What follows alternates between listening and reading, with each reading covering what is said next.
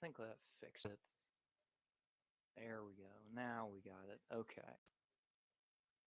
Now we got it. Alright. Anyways, welcome to Friday Night Live. If you didn't get the preview there, sorry for the technical difficulties there. I was trying to make sure the mic was working. It didn't look like it was working at first, but now it's working. And just in time to see Slow Sakilla and the MFTs. Let's see what they gotta say.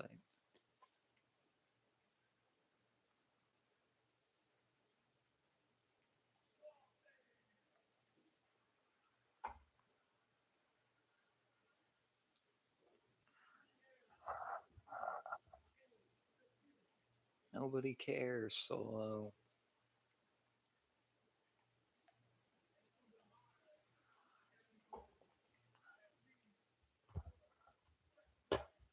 No, you do not.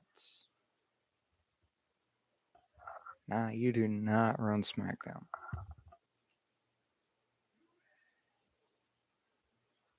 See if I can get some people in here.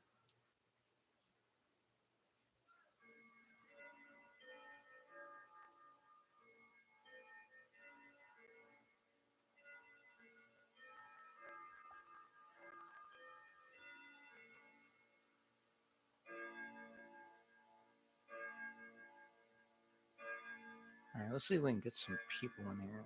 The same people that were on already.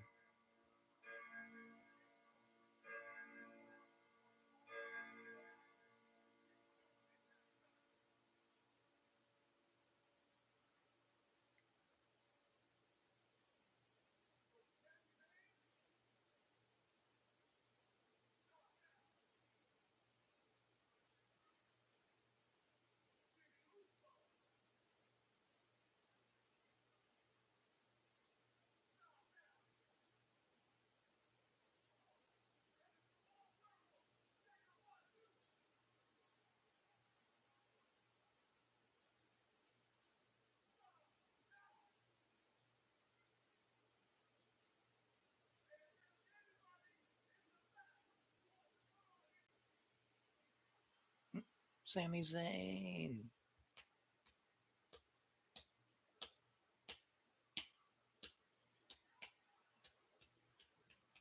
Come on, that theme is definitely hype. I love that theme so much. And his other theme, when he was a heel, was garbage. Absolute garbage.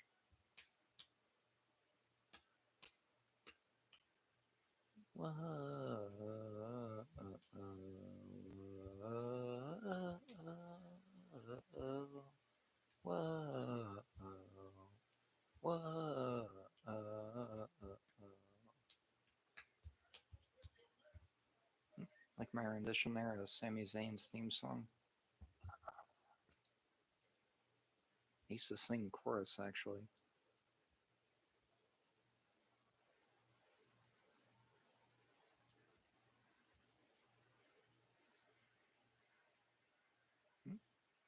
Man, these chants for Sami Zayn are loud, man.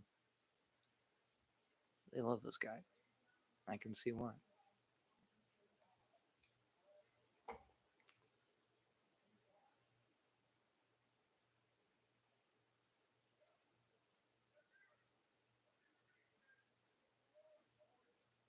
This is not going to end well.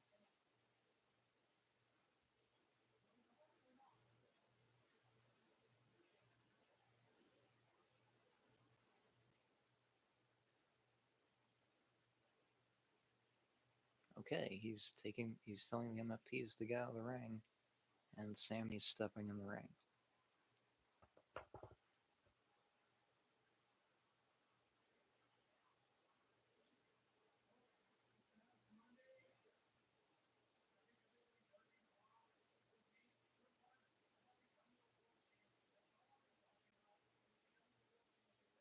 I would love to see Sami Zayn become a world champion in 2025. I don't care if it's Cody, I don't care if it's Seth. Give this man a title.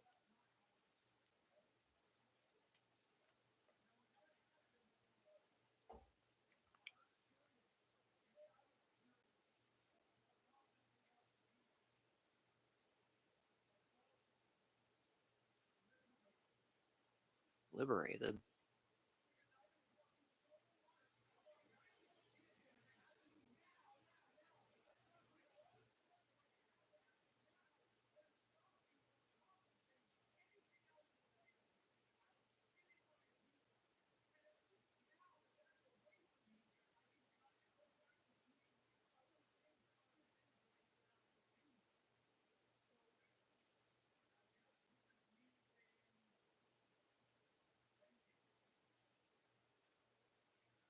He's thanking Solo Sokoa. I'm pretty confused right now with this.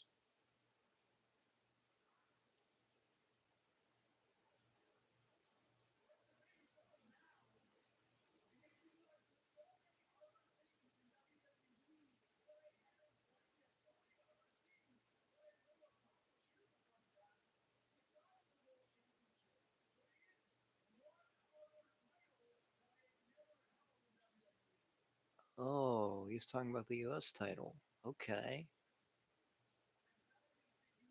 that's interesting.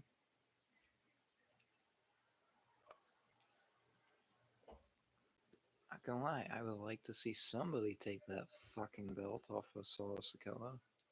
And if it has to be Sami Zayn, well, let it be Sami Zayn.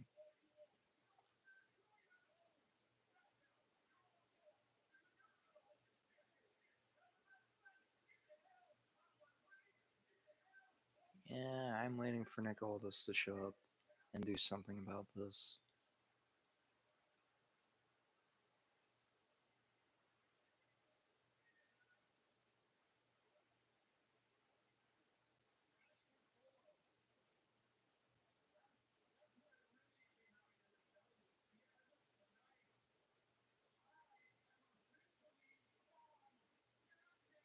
What?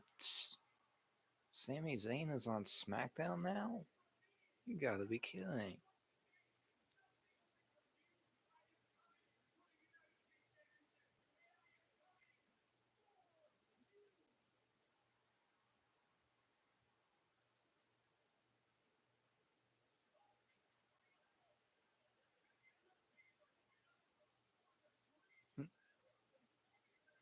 And these motherfuckers are attacking Sami Zayn for reasons. Ugh.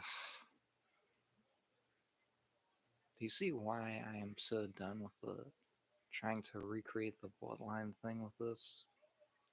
I just don't get it, man. Oh, here comes Jimmy Uso. Let's see how this is gonna go.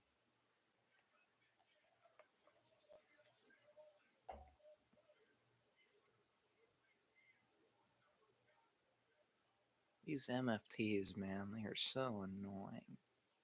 Like Solo, fight your own battles and stop being such a bitch. And actually fight your own battles for once. You know, it's just what I'm trying to figure out, man. Jacob fought too. Let's go.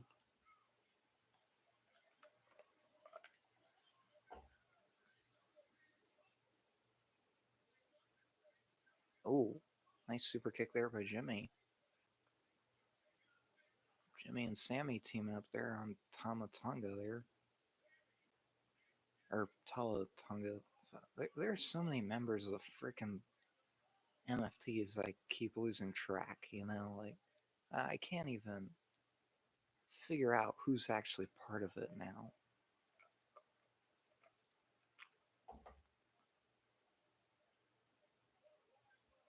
There we go. Okay. There he is. Jeez. It took you long enough, Nick, to show up and actually do something about this. Let's see. What is our main event? A six-man tag match. Okay. Well,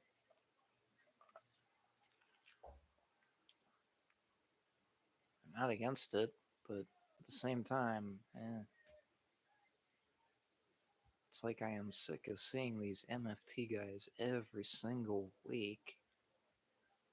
Like, Solo, fight your own battles, man. sure you're actually a good United States champion. Oh, sorry. Bedlam in Boston. I like it. I like it. That's a good way to phrase it there.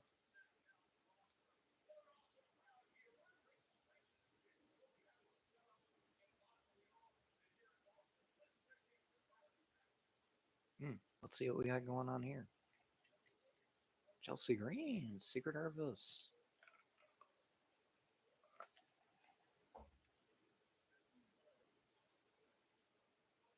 Let's see what's going on here.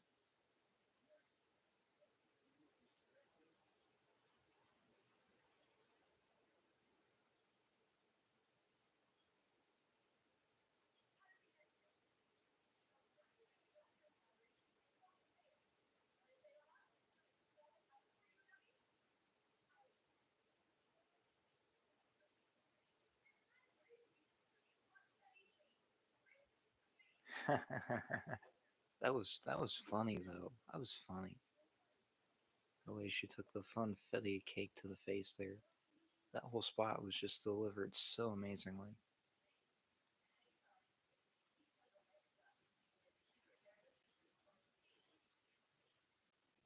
You better not take those tag titles.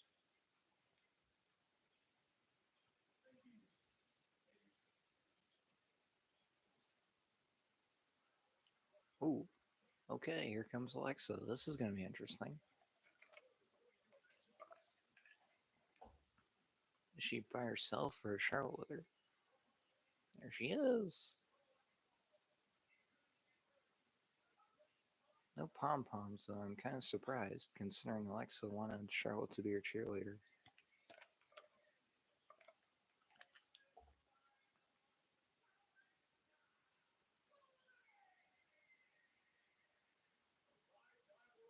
All right, Alexa versus Piper Niven. I can dig this. All right.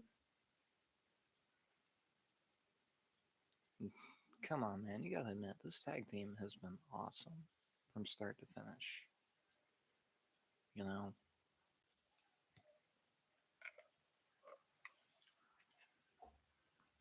like the way Charlotte and Alexa have just gelled together is just crazy how good it is.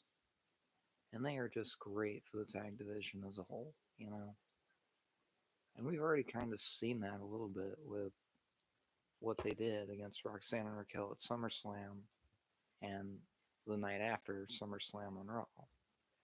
And that took place in Brooklyn, which is a pretty significant place in terms of history for women's wrestling and the Four Horsewomen, you know, because Bailey and Sasha had that incredible, or Bailey and Mercedes had that incredible match at the first Takeover Brooklyn, and you had that moment there where they're all standing in the middle of the ring, holding up the four for the Four Horsewomen, and I thought that was really cool, you know. So that match, I always look at with a little nostalgia, because it's funny. I wasn't even a wrestling fan at that point, but I've gone back and watched that, and man, it'll get you sometimes in terms of just the emotion of that match. That's why I have a lot of respect for Bailey and Mercedes because they're just great storytellers. They make you feel just like with Charlotte and Becky, and that's what I love about them. Of course, we get all these odd commercials here.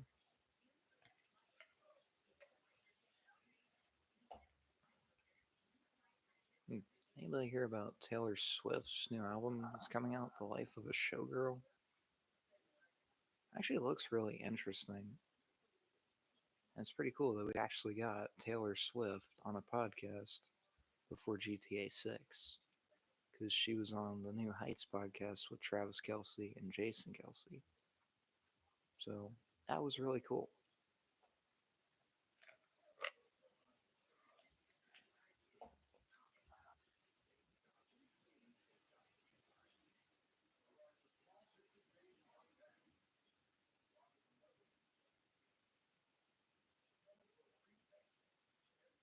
A free tech check.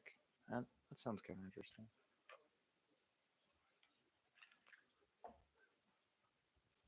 But yeah.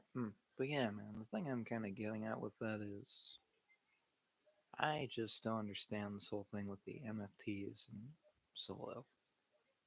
Like, why are you trying to recreate the bloodline? It's a stupid idea. It was great when it worked at first, but you do not need to recreate this and try to keep it going. Because to me, it's becoming the same thing that the NWO became. And even when it was in WWE too, when you had Scott Hall, Kevin Nash, and Hulk Hogan, and then they tried to put Shawn Michaels and Booker T in there because of injuries and all kinds of stuff. But to me, that just never worked, you know? Because people wanted to see the original NWO. And they did for a brief second until things just kind of went off the rails, quite figuratively and literally. Like, obviously, that one really blew up in their face in terms of the WCW invasion and everything.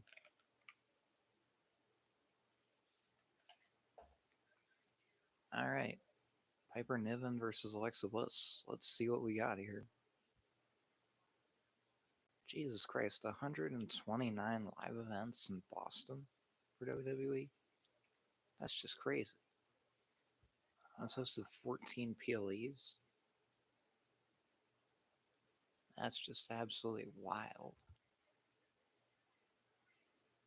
Seriously though, Sami Zayn needs to be a champion.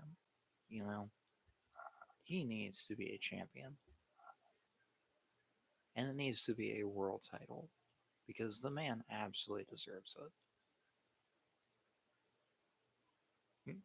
Because I didn't even notice there's the King of the Hill logo in the middle of the ring tonight. I forgot they were doing that.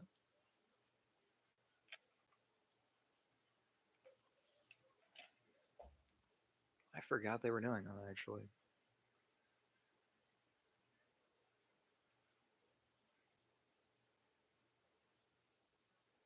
Okay, 6-man tag match. Jacob Fatu, Jimmy Uso, and Sami Zayn versus Solo and the MFTs. Yeah, alright. I'd rather it not be a 6-man tag match involving the attempt to try to make the bloodline back. And there's Alexa, she's holding Lily, and there's Charlotte holding the tag titles.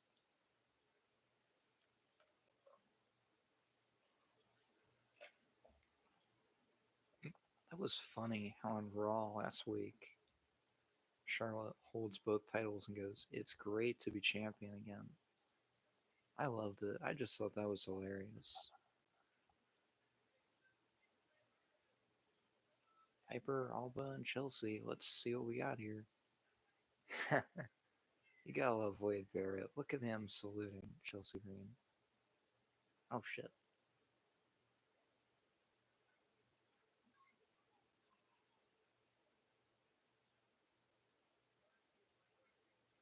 Alright, there I did it.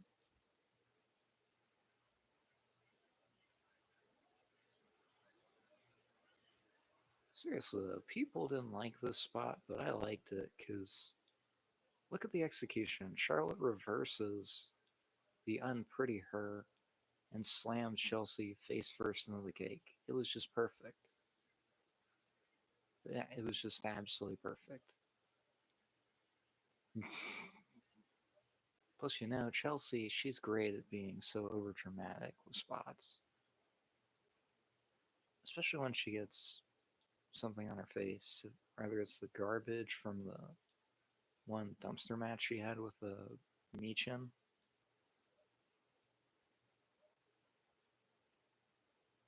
All right, we rang the bell. Wow, look at Lily getting a pop. That's pretty good.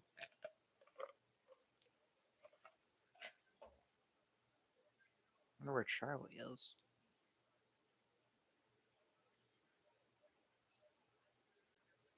Piper is just putting boots to Alexa early here. Alexa fighting back. Oh, that was a chop? Okay, I wasn't sure if that was a chop or what that was really. Oh no. There you go. Good job, Charlotte. Keep them from putting their hands on that. Oh, and the King of the Hill logo is actually on the ring apron too. I didn't notice that. That's kind of cool. Alexa kick to the back of Piper there, and now she's laying it in with the fists. And the sleeper there on Piper. Fun fact, that's actually my dog Piper's favorite wrestler, Piper Niven. She wags her tail every time Piper Niven wrestles. Never noticed it before, but now I do.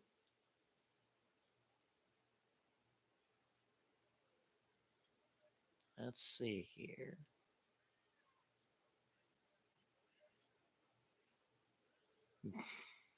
Chelsea does not want to hear any more about getting cake on her face. Can't say I blame her, but again, that spot was hilarious.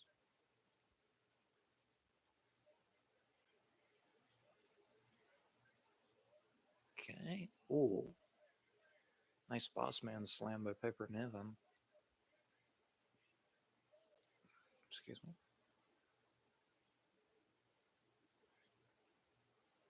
I hate this picture in picture thing, especially for the women's matches. I get it, you gotta get your ad stuff in, but I just don't like it, you know? Because to me, it kind of takes away from the action a little bit. That might just be me, but I don't know. Who knows? And Piper's got Alexa up here. Oh, slams right down on her knees there. And kick out by Alexa.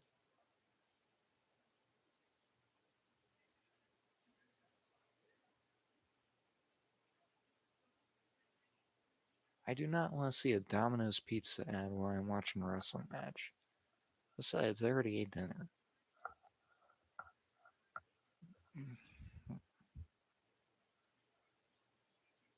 Okay, Piper's got her caught in something. I can't exactly say what. And Alexa fighting back. And they are trading blows here, and Alexa falls like a tree in the middle of the ring. And Alba Fire just stares right back at her.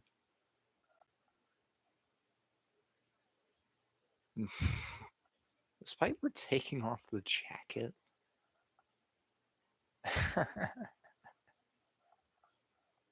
Oh, come on, ref. You cannot tell me you didn't see that. It's right in front of you, man. Chelsea is clearly interfering in the match. Come on. You and I saw that from a mile away, man. That's ridiculous. And Piper's got the jacket off.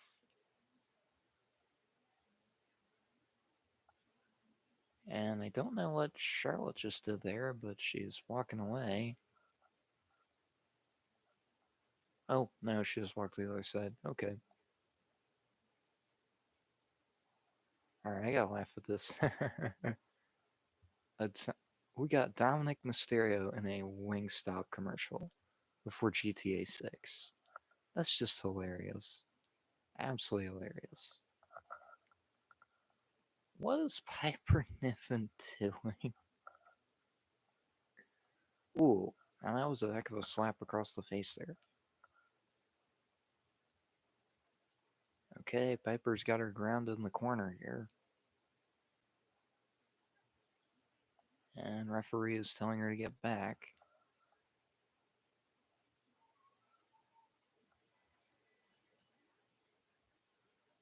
What is this? Is she about to charge like a bull at her? Ooh.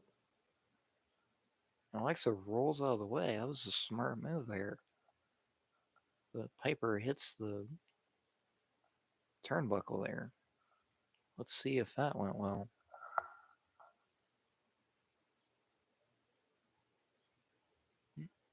Hi, man. I'm drunk as Okay, well, that's not one. Let's see here. Ooh, slap to the face there by Alexa. Knee and drop kick. That was a nice sequence there. And Alexa with a cannonball around there. And another. I'm sorry, that's a rolling senton. I forgot. Let's see. Oh, nice suplex there by Alexa. And Piper Niven kicks out there.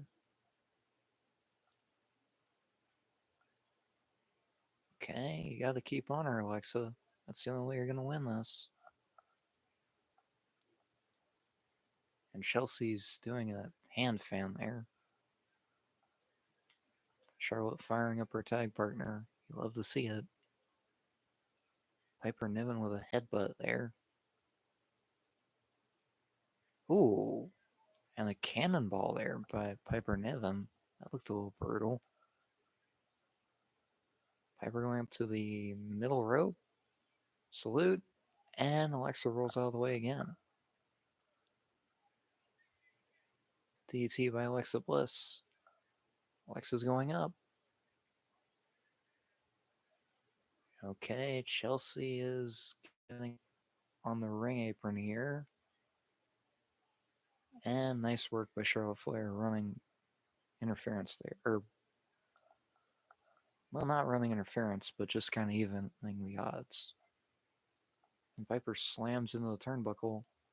Roll up by Alexa. And Alexa gets the win against Piper Niven. But I'm getting tired of seeing so many roll-ups. And all but fire with a super kick there. But Charlotte catches her. And a nice clothesline by Charlotte Flair there. Now Charlotte and Piper Niven bowing out here. And Charlotte with 2 chops, 3 chops, and a clothesline to Chelsea Green. Nice. And Piper Niven just knocked Charlotte out. And a senton there by Piper Niven. And oh god. Chelsea just slams her right into the LED ring post there. And throws her right over the barricade. Well, this is interesting. And now Piper Niven and all the fire beating down on Alexa Bliss here. Ooh.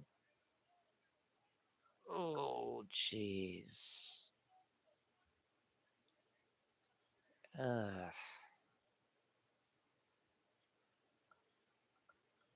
Not a good night for a tag champ, so we'll say that for sure. But a great night there for the Secret Hervos.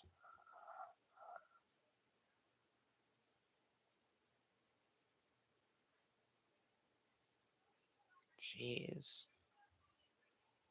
And now we got Jade and Tiffany going at it backstage, having an argument in front. They called us.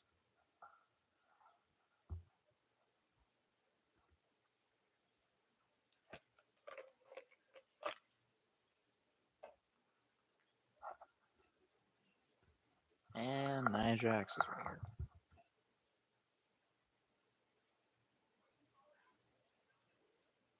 Oh, please don't make this a triple threat in Paris.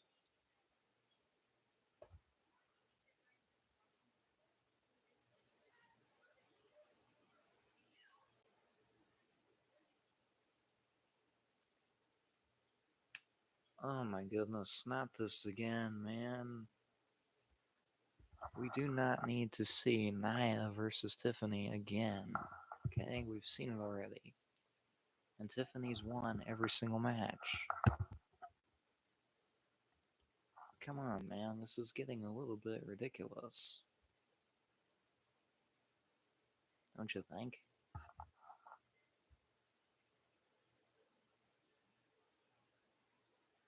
Okay, Carmelo Hayes and The Miz. Looks like they're teaming together again.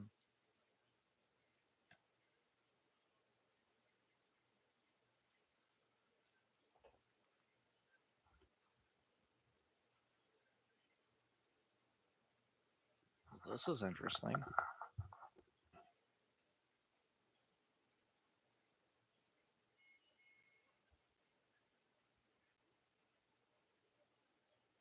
Okay, so they made this a thing. Ella don't miss. Jeez, I've certainly missed a lot since the last time I watched Smackdown.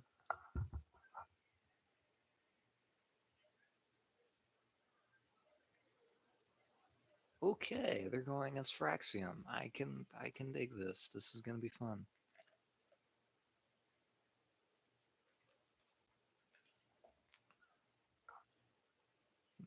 Let me get a quick refill here. Ugh. I was waiting for the King of the Hill thing, but I'm not sure if they're actually gonna do this thing.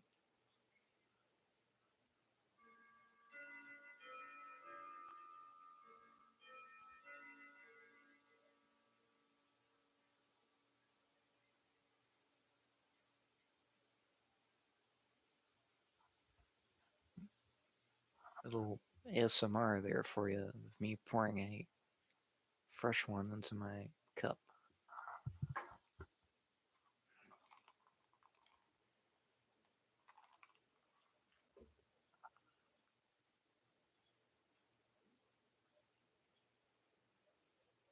Again with the pizza ads, man.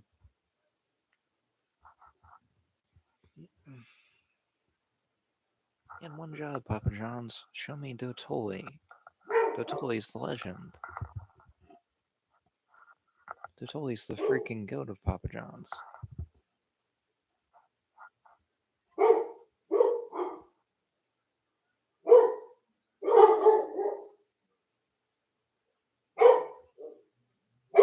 Oh my goodness.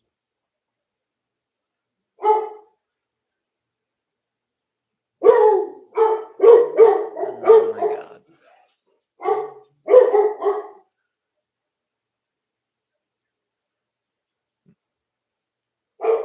Yeah, if you didn't know, that's my dogs.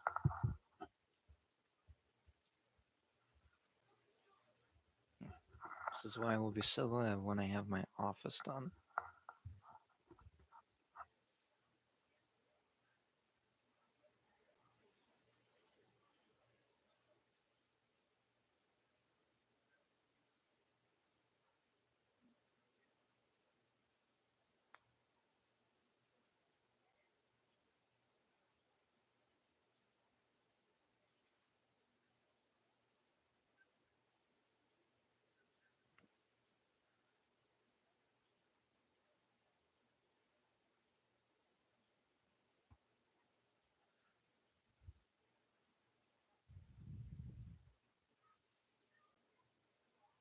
I think I spelled it right. Cool.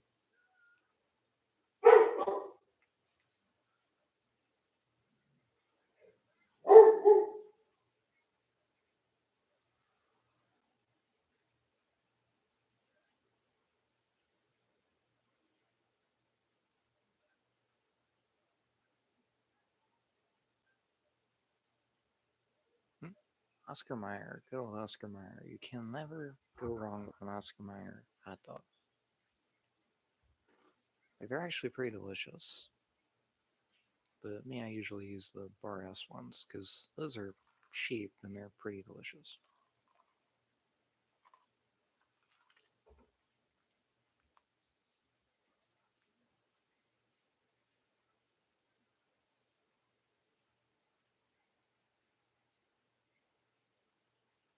I never tried Twisted Tea because me personally, I don't like tea, but maybe I'd be able to actually try that one day. And I know I have a podcast called What's the Tea, and I don't even like tea, but it's more of an expression actually than me actually liking tea.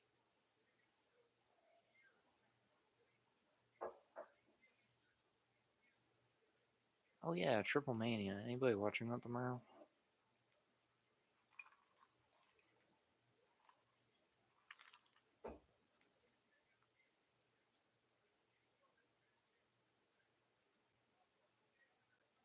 Can we please stop with the El Grande Americano thing? Like, his name is Chad Gable. They've done this shit yet again.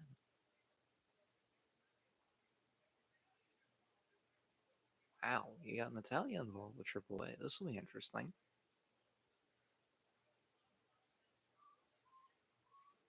Okay. Ah, Mr. Iguana. I'm familiar with them. I like Mr. Iguana.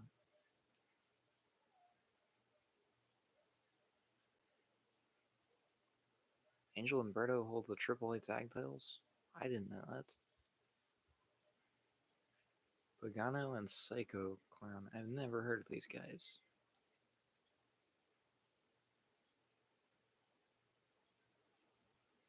The fact they actually made No Don't Miss a thing.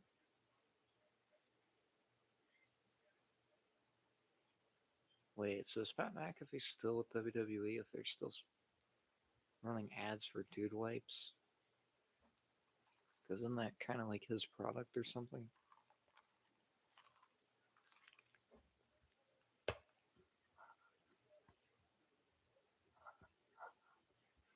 Here comes Fraxium.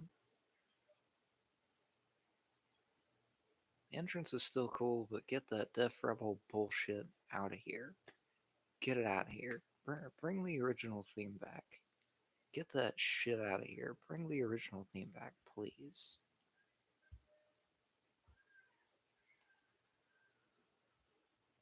But this match should be fun.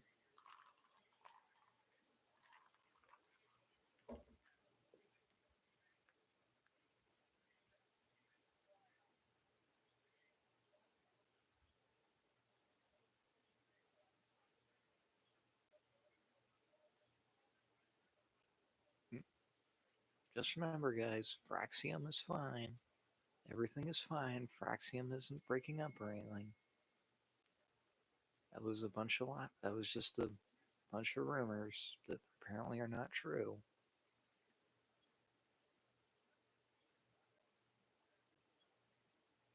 Okay, it looks like we're starting with Miz and Axiom.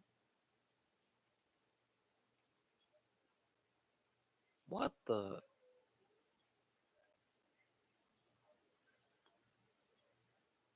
Oh yeah, I forgot the Wyatt Six won at SummerSlam to retain the titles.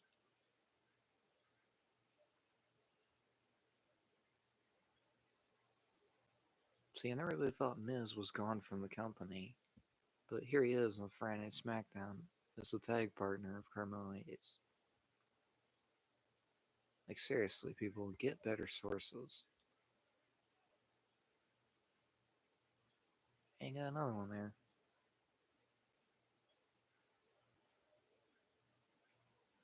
Okay, that's the strength there between Miz and Fraxium, or Axiom. It looks like Miz is the stronger of the two. Wait, no. Ooh, nice monkey flip there by Axiom.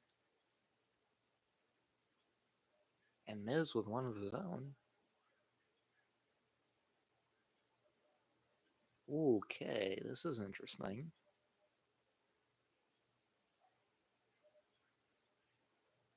Nice kick there by Miz. And Miz has got Axiom down. Oh, the ring there.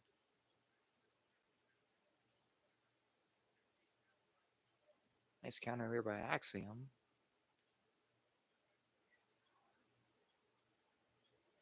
Oh, that was brutal there by Miz. Nathan Frazier breaking it up here. Now he's in the match. I think there was a tag made. I didn't really see it. Oh, Miz tagging in Carmelo Hayes. All right, let's see.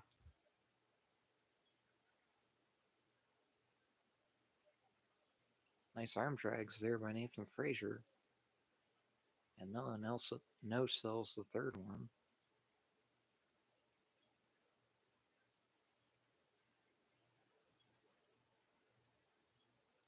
Okay, nice move there by Nathan Frazier. Or Nathan Fraser, I'm sorry. Ooh, kick to the side of the head there by Fraser, and now Axiom is the one legal. Match. Ooh, nice DDT there, and a nice sequence overall there from Fraxium. Nice move by Axiom there. He's gonna fly! And Nathan Fraser gonna fly. Nice. Gonna fly again. Wow. Wow. A lot of flying in this match. A lot of flying in this match.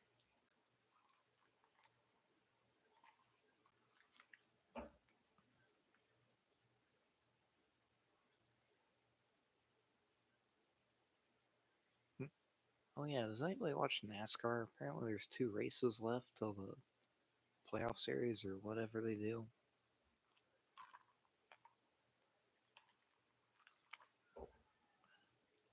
Gotta say, this has been a good match so far. Honestly, I thought Alexa Bliss versus Piper Noon was pretty decent too.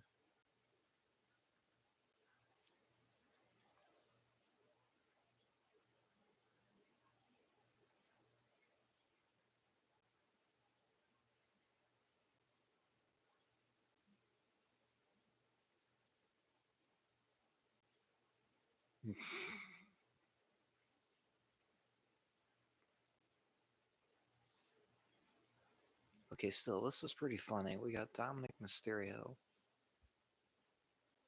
doing a commercial for Wingstop. I guess he likes chicken wings too, because last I checked, he only liked chicken tenders. But I guess he's learned to like chicken wings too. So, man of culture there, Dom. Still, I'm gonna say that blue cheese is still better than ranch. And I will live and die by that. Because I used to be a ranch eater, and then when I discovered blue cheese, it's like, that's a wrap for ranch. I am never using ranch again on my wings. I am a blue cheese guy.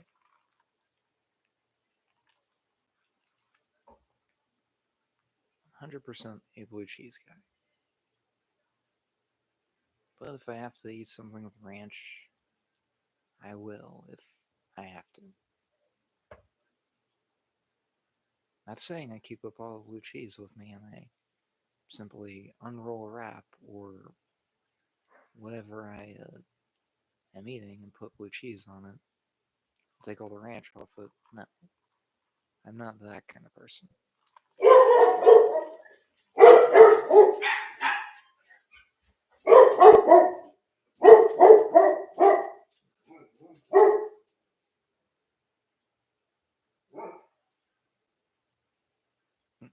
See, this is my dogs are barking in the face.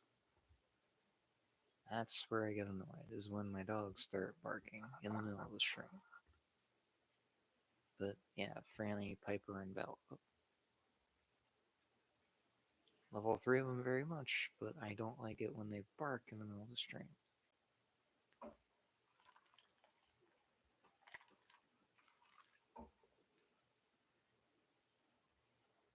I remember hearing about this Oats Overnight thing in a commercial one day, but now it's gotten really big. So good for the Oats Overnight people. That sounds like a really good idea.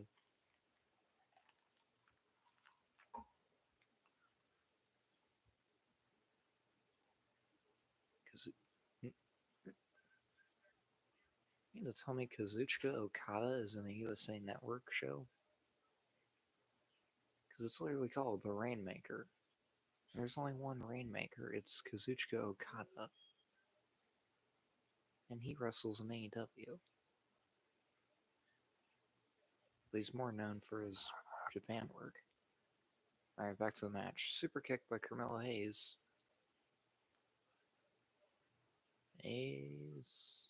Ooh, nice counter there by Axiom.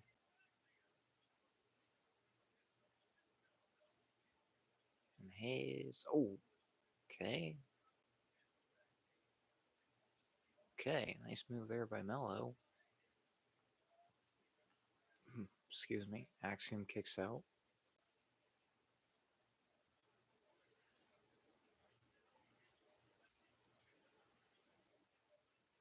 Okay. Let's see here. Oh, okay. Nice move there by Axiom. And both men down the middle of the ring here. Nathan Frazer and Miz desperate to get in the match and make a tag here. Okay, Nathan Frazer and The Miz in the match here. I can never pronounce it right. Is it Fraser or Frazier? I always pronounce it wrong. And Nathan Frazer is absolutely on fire in this match. Super kick to Mello. A nice shooting star press there. And Miz kicks out. And you can see the look of frustration on the face of Frazer there.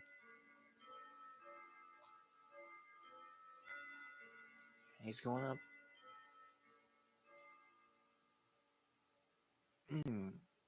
Miz rolls out of the way there. Another roll up. And Miz kicks out. Miz with a big boot there to Frazer. And now let's see some double team here from Miz and Mello. Ooh. Nathan Frazer on fire in this match, folks. And what is Carmella Hayes going to go for? Wow. What a Spanish fly there. But Mello kicks out again.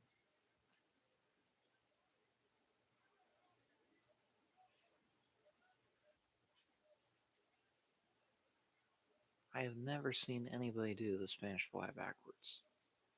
That was pretty incredible.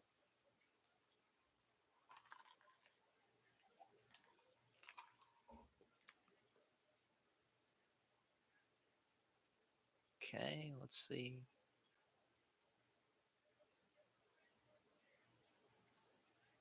Nice elbow there by Mello to Axiom. Axiom with a kick there to Mello. And it looks like they're going for the finish here. Let's see. Spanish fly by Axiom. And Phoenix splash there by Nathan Frazer. But Miz breaks up the pin and a DDT there. An insane DDT there by the Miz.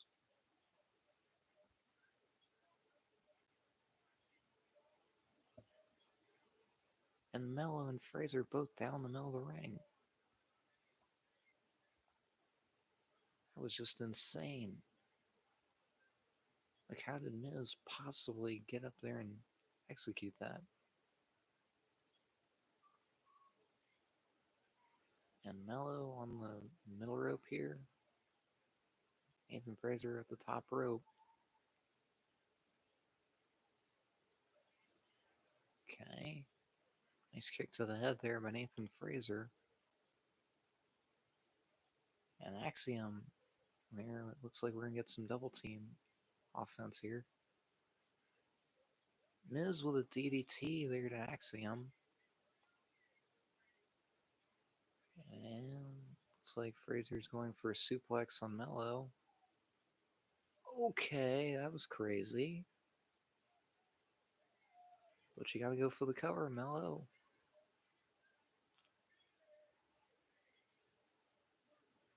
And Frazer is getting up here for Mello as he's up on the middle rope, now the top rope. And Miz tags in. And skull crushing finale to Nathan Frazer. Is that it? And that's it. Miz and Mello win. Miz and Mello win.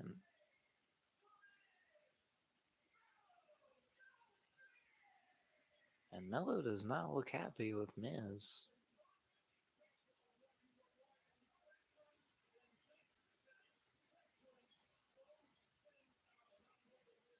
I honestly don't blame him because Mello kind of had this match all wrapped up and done himself. And Miz tags himself in. to hit a skull crushing finale there. Pretty solid match, I must admit.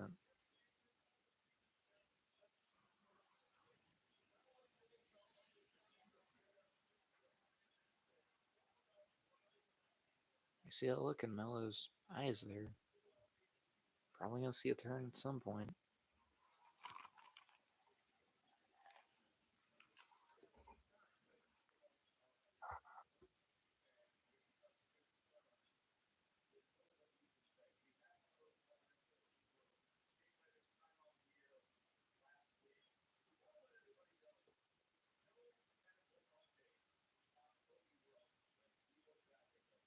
Oh, good God, this again.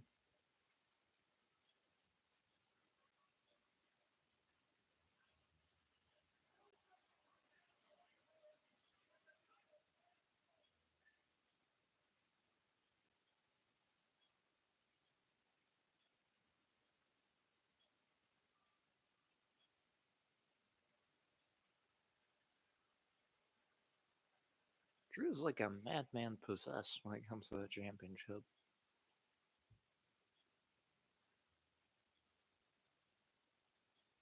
Jesus, that was a vicious claymore.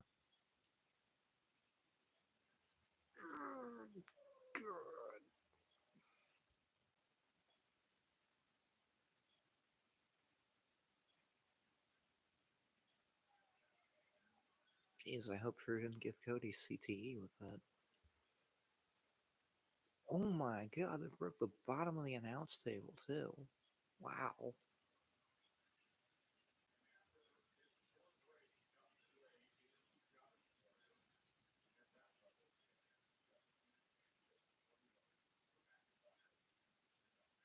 Interesting to see what Drew says about this.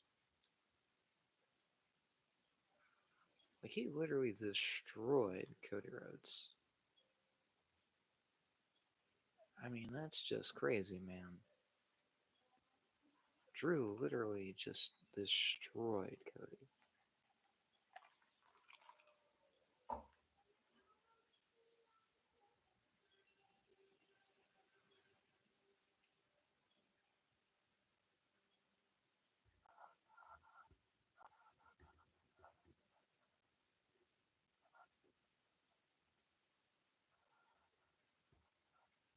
And it'll be interesting to see what he has to say about this.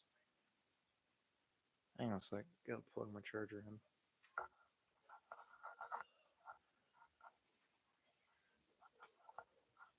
There we go.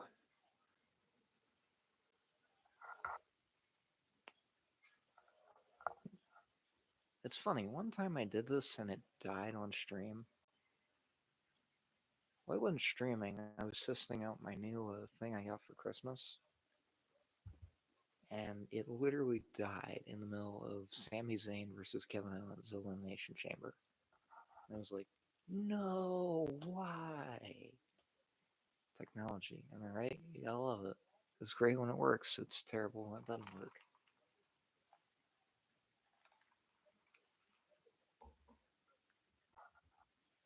Be interesting to see what Drew says about his attack on Cody. Because, man, it's like every time the world title gets involved, Drew becomes a completely different person. Like, I remember he won the title from Brock Lesnar at WrestleMania 36. And ever since, he's tried to get it back. He's tried to get it back, but he continues to fail every single time. And then when he got it back, he wound up getting cashed in on at WrestleMania 40 against Seth Rollins when Damian Priest cashed in on him. It's like every time he sees that title, it's like he is just an absolute madman, possessed, trying to get that title back. That is just crazy to me, you know? Whenever he gets his hands on that title, it's like, oh boy, here we go. Drew is going to beat the hell out of whoever is the champion. Because he will stop at nothing till he gets the title back. You know, like, that's kind of just the whole premise of Drew's heel turn in a sense is just he wants the title back and he still blames CM Punk for it. Well, I don't know if he does blame CM Punk anymore. He might. I'm not exactly sure on that one. So don't quote me on that. Because I could be telling lies there. Who knows? Anyone ever try Corona Extra? Because I'm just curious if it's actually good or if it's terrible.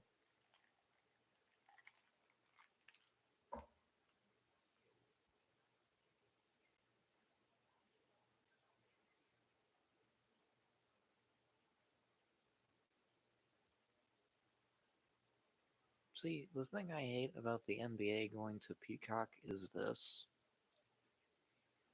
Now I get charged $4 extra for Peacock a month. Instead of what I usually pay, now it's 11. It'll be $11 a month. And I'm like, nah, man, I am not paying that. I am not paying that. That's ridiculous. My god, WrestleMania is still going to be late in April again? Come on, man. This is getting ridiculous.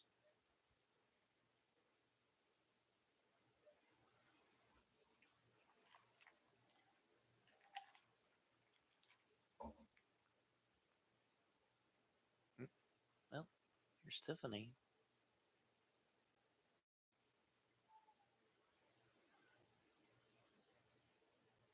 Tiffany and Kiana James. Okay.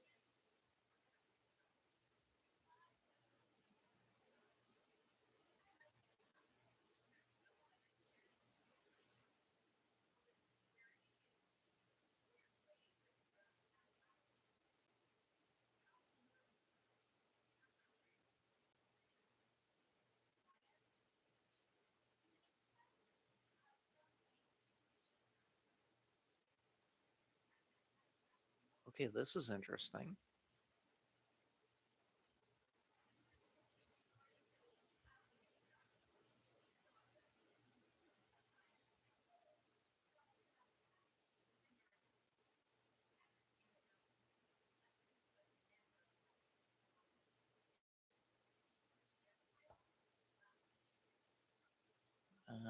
Kiana, how about you fight her yourself?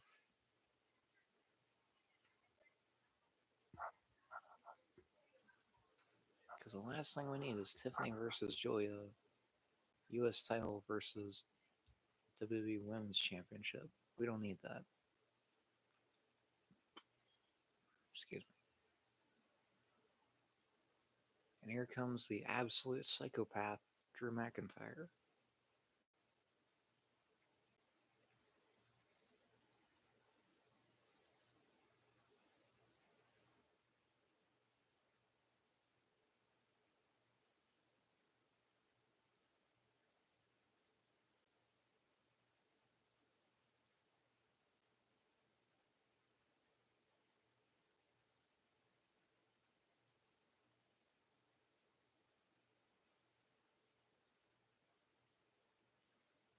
Okay, I gotta admit, his entrance is pretty cool. With the flames and the little pyro he gets there.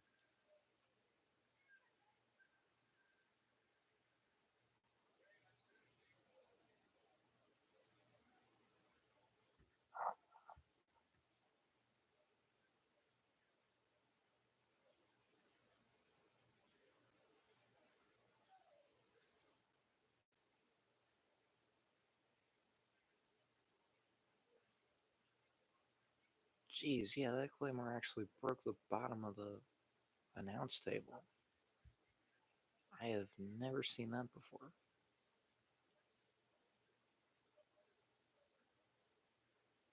There's Drew in the middle of the ring.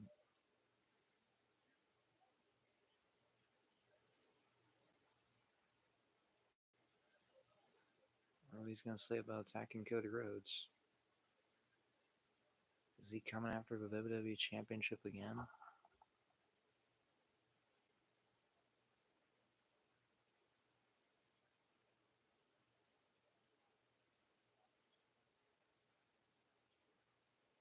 Wait a minute, is he really a two-time WWE champion?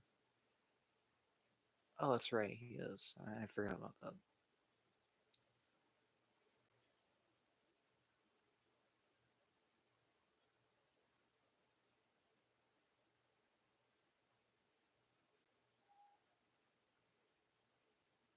Why'd you do it, Drew? Why'd you do it?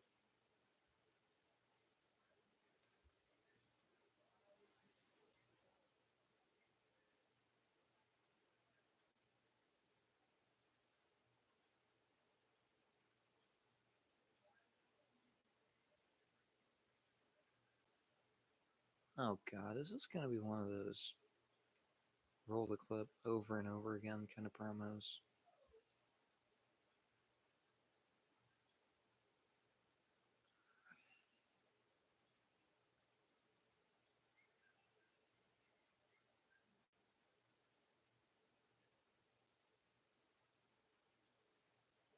That is painful because I can just imagine the CTE that might have been caused there by one Drew McIntyre.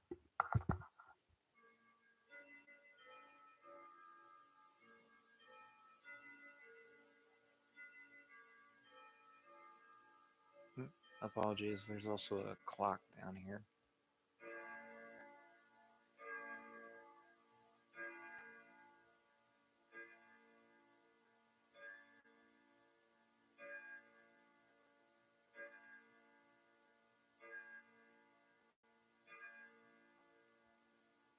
I like how they get Joe Testator and Wade Barrett involved in these promos too.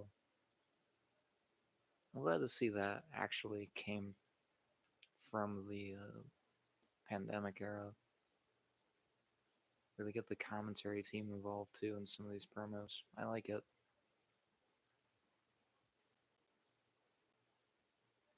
Oh, Drew, you heartless bastard. I think we all knew you didn't feel sorry for Cody. You didn't even have to say it, man.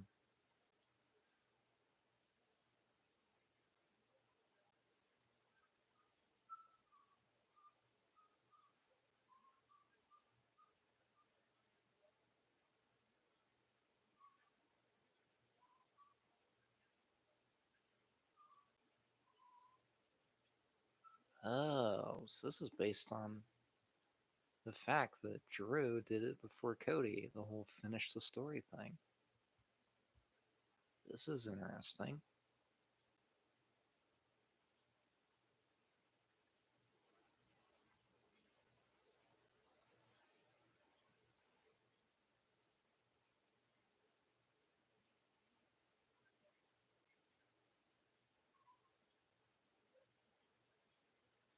Not exactly sure what you're getting at there, Drew, because Cody is still a star with or without title. That's been proven.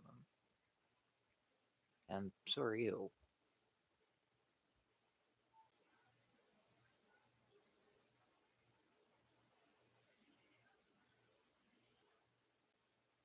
What?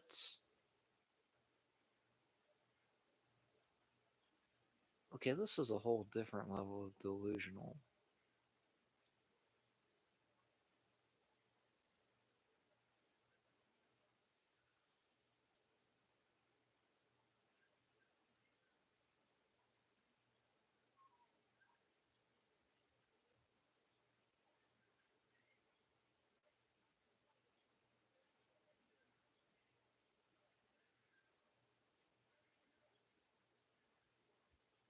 Yeah, this is still a whole different level of delusional.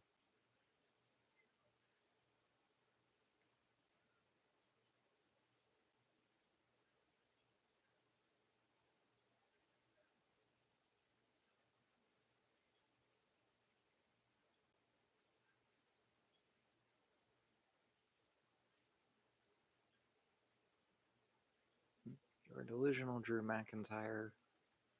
You did not have any justification to do that to Cody.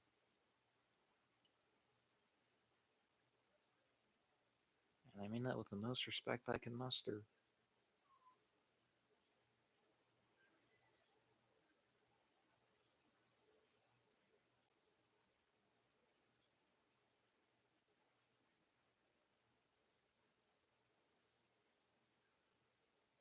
He'll do it his way.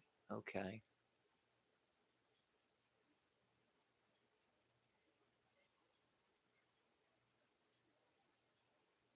Drew McIntyre is about as delusional as Dallas Cowboys fans that think they're going to win the Super Bowl every single year.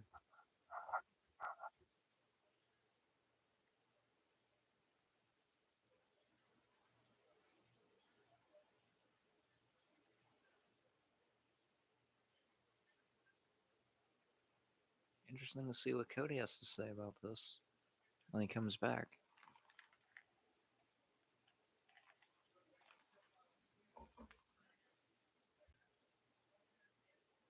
Cincinnati's own Angelo Dawkins.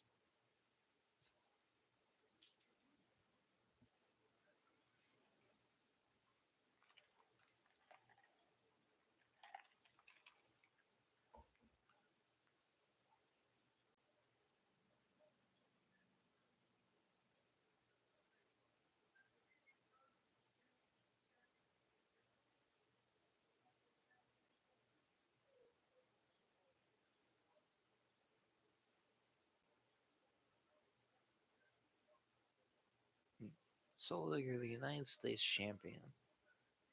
You should not be giving a shit about the tag titles.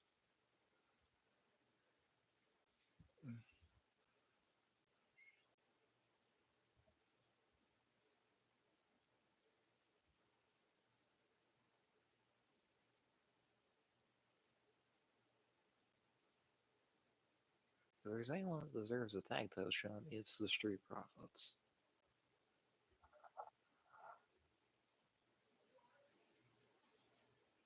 Okay, it's Tala Tonga. Got it. Let me write that one down.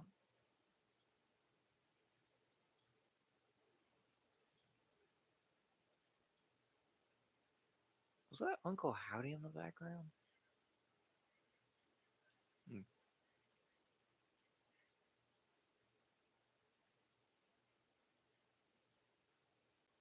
Nice. We get DIY with Candice LeRae. I like it.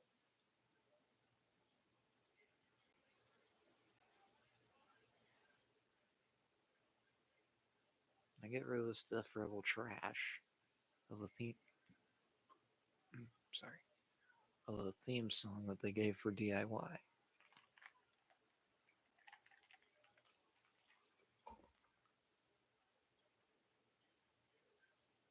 Okay, Street Profits and DIY. I like it.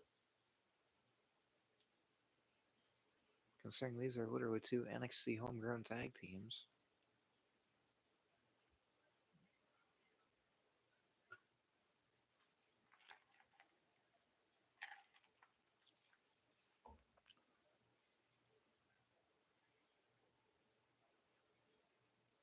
Okay, you got Naomi on the poster, or in the ad here for Survivor Series work for Survivor Series in San Diego. So, are we really so sure that she's actually going to be out for a while? Like, if she's on the poster, I'm just saying.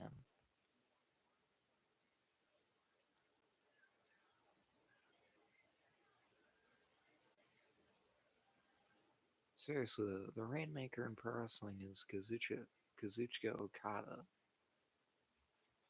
and they call a show The Rainmaker on USA Network, which is WWE territory, pretty much.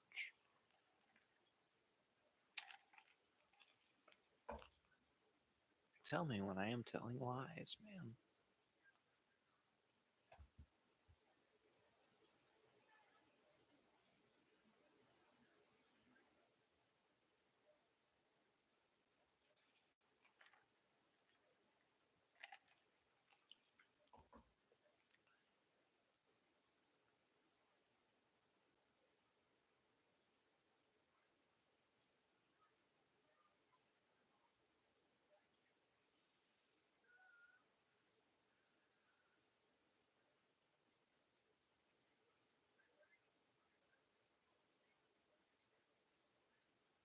Gotta be honest, I've never had Jimmy John's. So, anyone said Jimmy John's, is it any good or is it terrible?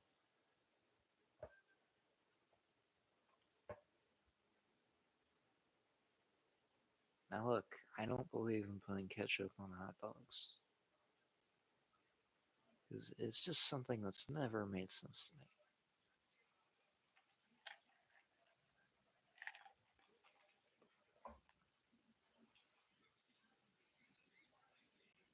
Ketchup is for french fries, tater tots, hash browns, pretty much anything potato.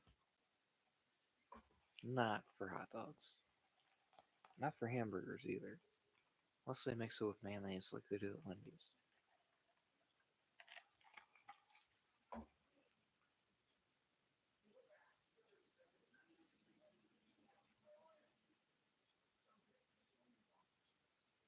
Mm, Damn Drew McIntyre.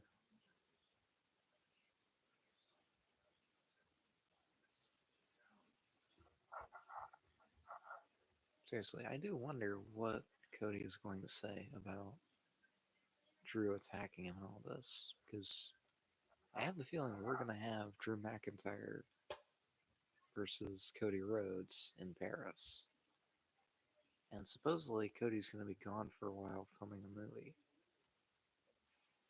So maybe we see a new champion in Paris. Who knows?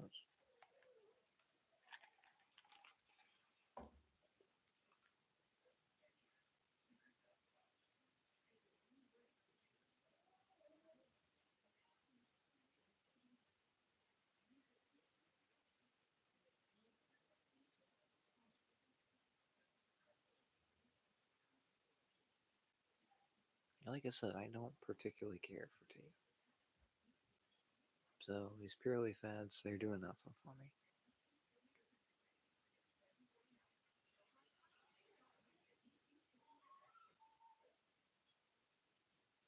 Ranch and chicken tenders. Doesn't Dominic Mysterio go to fucking, what's it called? Oh, Dairy Queen. I was actually at Dairy Queen last week. It was good. Oreo Blizzard is the stuff, man. Nothing else compares.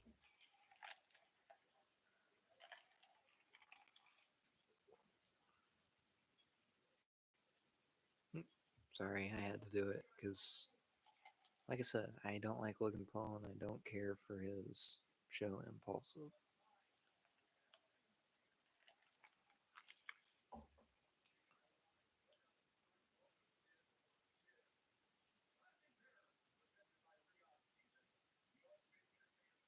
Mm, I do like how they're incorporating Starry Night for the posters and everything for Clash in Paris. Because honestly, that's one of my favorite artworks, actually.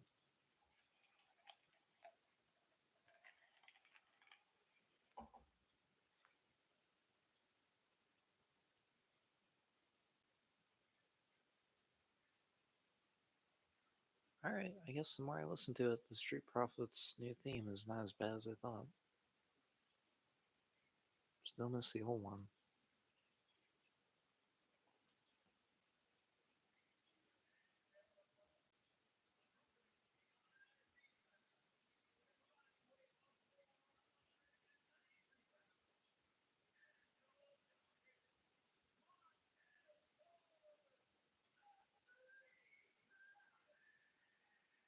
Hmm.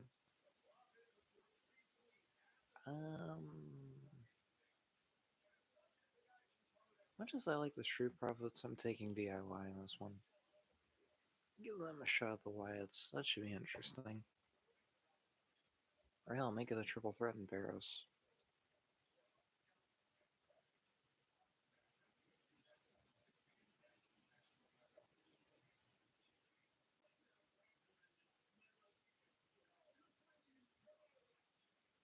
Okay, they're clearly baby faces. I've been trying to figure out if they were heels or bad guys here, but no, they're clearly baby faces. So that makes sense. Because it looks like they're pretty over with the crowd.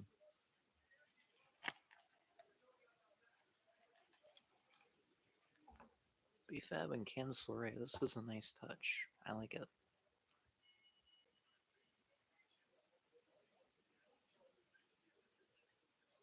Okay, we got Montez Ford and Tommaso Ciampa starting it off here. Nice drop kick there by Montez Ford.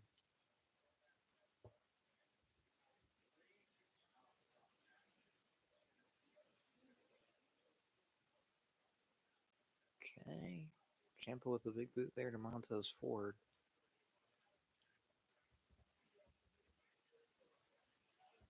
Ciampa tagging in Johnny Gargano.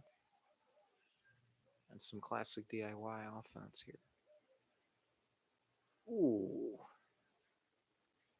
Yeah, that knee to the face is just. Ugh. That's a tough one to watch there.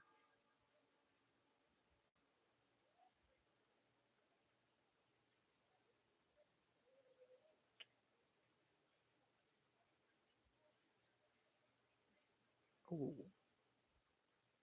Nice move there by Montez Ford. He tags in Angelo Dawkins. And Angelo with left and rights here to Tommaso Ciampa.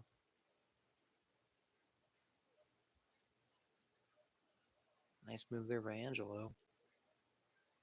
And another nice move there. This time with Johnny Gargano. Ooh, another nice move there by Angelo Dawkins.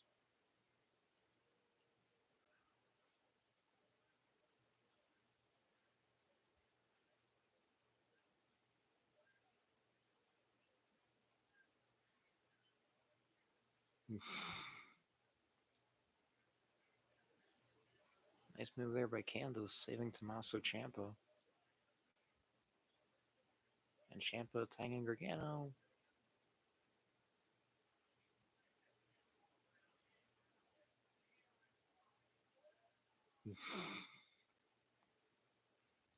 The classic DIY clapping spot. I love it. I love it. This time we got Candice involved too. Shout out Candice LeRae. That was a brutal spot she took at SummerSlam. Where she went off the ladder and through another ladder on the outside. That had to have been brutal, man. Absolutely brutal.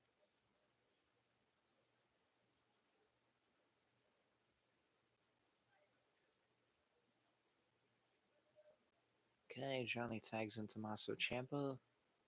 And these two going right to work on Angelo Dawkins. As we got another Twisted Tea commercial in the background. Or, sorry, on the bigger screen, because they like to do this during matches. And Ciampa is mocking the Street Profits here.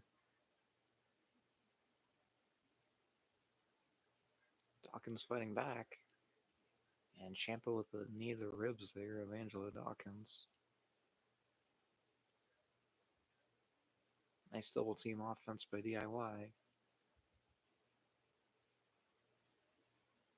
And now Gargano is mocking Montez Ford.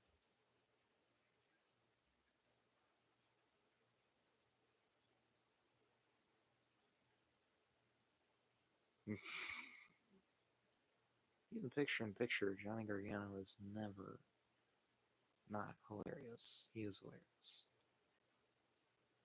Gargano putting boots to Montez Ford there in the corner.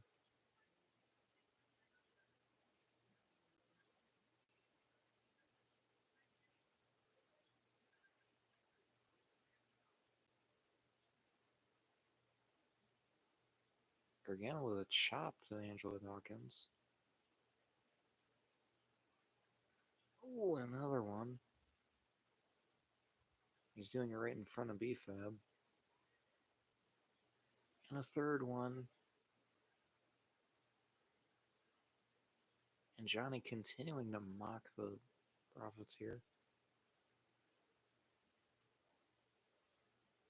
Johnny with a kick to the side of the head there of Montez Ford.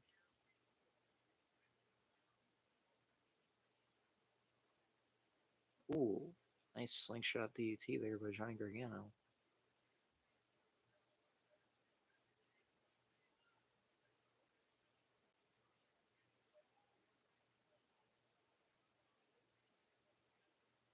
And Johnny Gargano tags in Tommaso Ciampa. And Montez Ford getting tagged in by Angelo Dawkins. Nice cross body there by Montez Ford. Nice suplex there to Tommaso, or clothesline to Tommaso Ciampa, and another one. And another one to Tommaso Ciampa.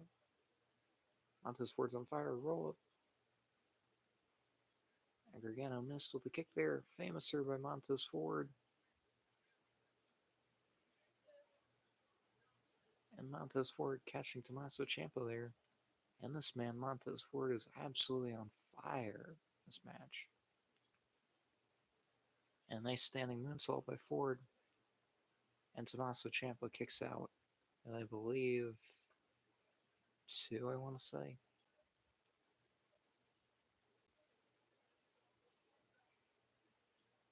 Let's see. Montez Ford continuing to go to work here on Tommaso Ciampa. Ford tags in Angelo Dawkins. And Ciampa with a nice shot there to Angelo Dawkins. Nice double team offense there with the Street Profits. And Johnny Gargano breaks up the pin. And Montez Ford throws Johnny Gargano to the outside. And Ford with a nice kick there to Johnny Gargano. Or a knee, I should say. And Ford tagging in here. Looks like we got more tag team offense here. Oh, jeez.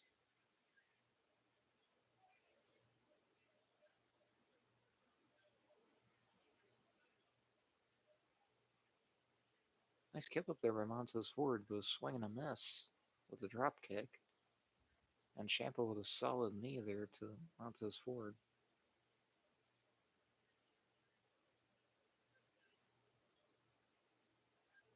Okay, that's some good tag team offense there.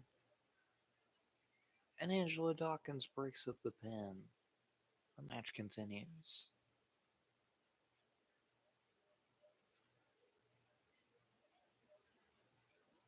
And everybody is down in this match.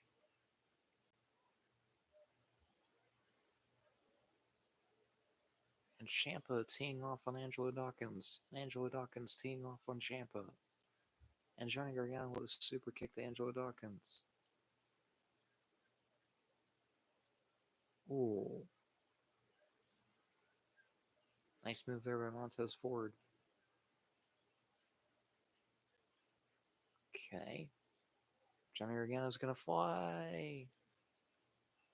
Montez Ford with a nice move there. As he prevents Johnny from taking flight. What are you? Hurricane Rana by Candice LeRae. Throws Montez Ford right into Angelo Dawkins on the outside. Gargano. Slingshot DDT. Cover. Kick out by Montez Ford. And look at the look of disbelief on the face of Johnny Gargano. Gargano tags in Ciampa. And B-Fab getting payback with a pump kick there on Candice LeRae.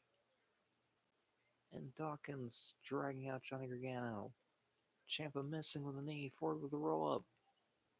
And a kick out by Ciampa. And a leaping knee by Montez Ford. Tags in Angelo Dawkins. Dawkins with a spine buster.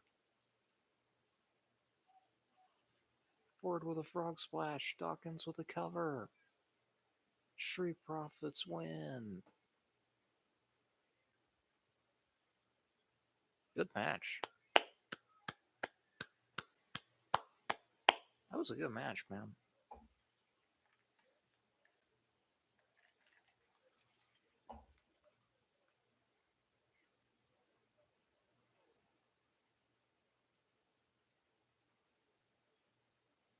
Hmm.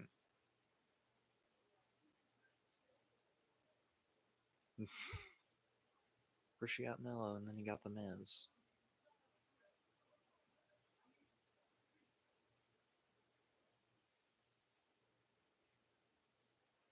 And of course you got our boys, MCMG, Alex Shelley and Chris Sabin.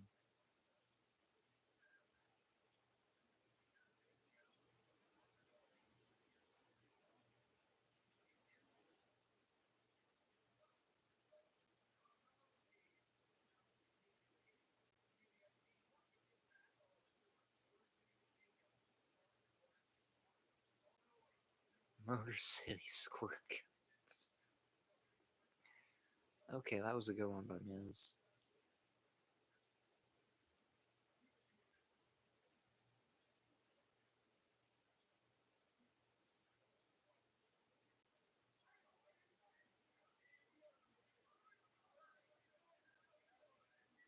Make the match, Nick. Let's do it.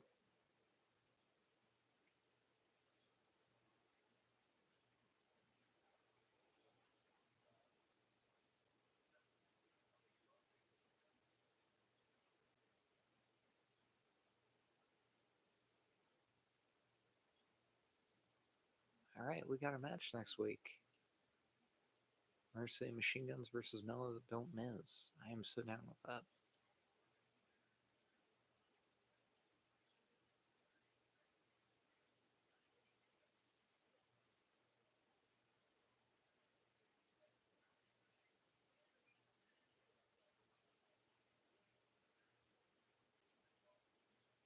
Oh god.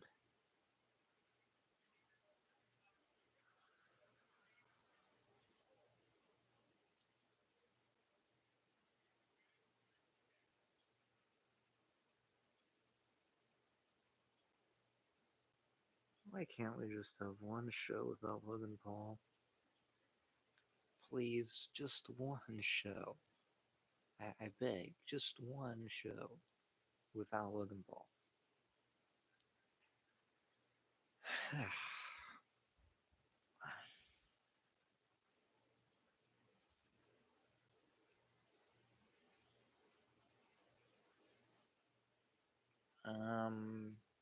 Okay. So we're getting an announcement about the Women's World Championship next week on Raw. Not exactly sure what that entails, but we will see.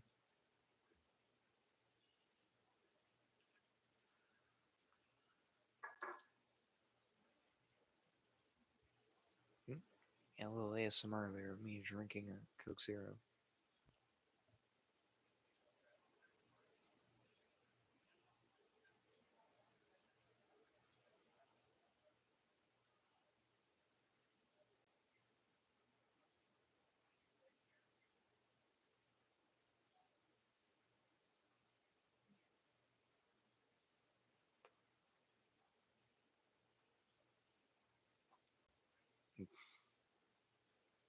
No, Dom.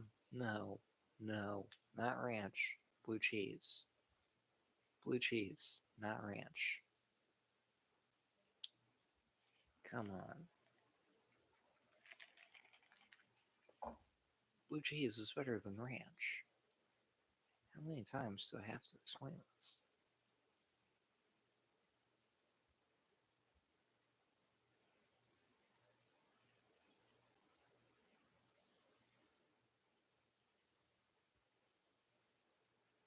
Yeah, we sell Philadelphia cream cheese at Rimke's. It's actually pretty good.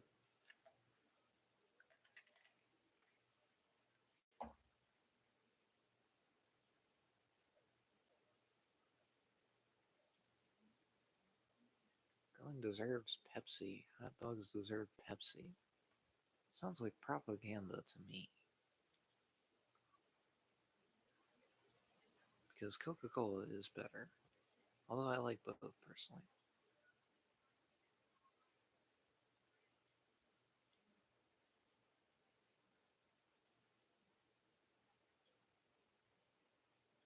I guess this SNHU thing isn't a scam after all.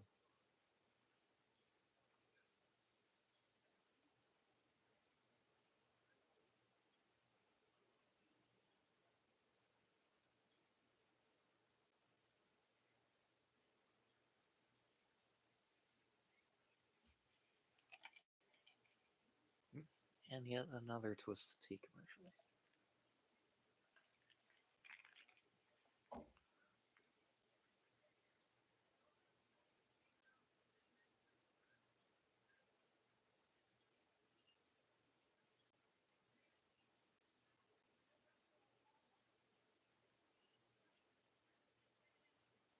I mean, duh. Pizzas are pizzas, burgers are burgers.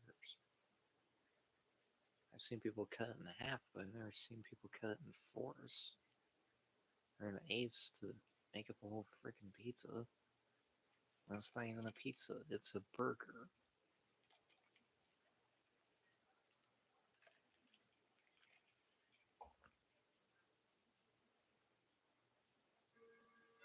But I guess that's kind of the point of the commercial, too.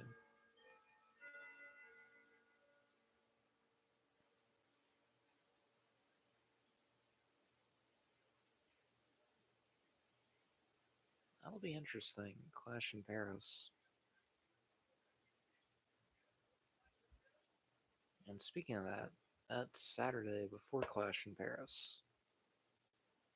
I will be live streaming Florida State and Alabama because I'm an Alabama football fan. And honestly, I think we can definitely beat Florida State considering they were garbage last year.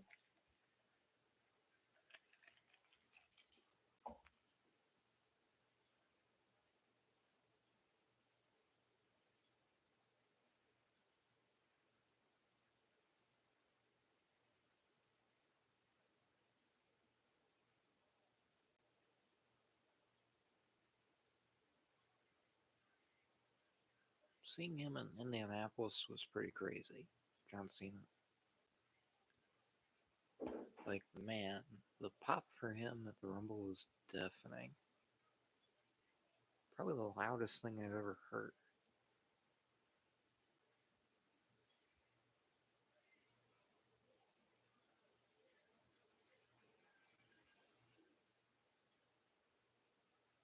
Why, and I just don't understand why Logan Paul, of all people, would come out there. Ugh.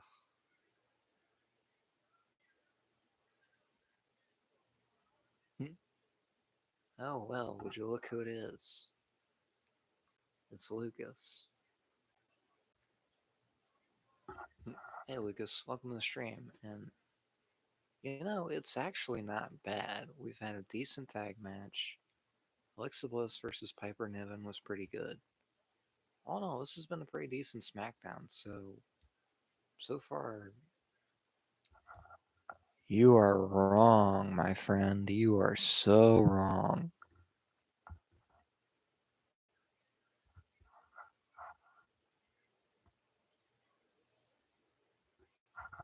But now we got fucking Logan Paul here. Please tell me he's not actually there.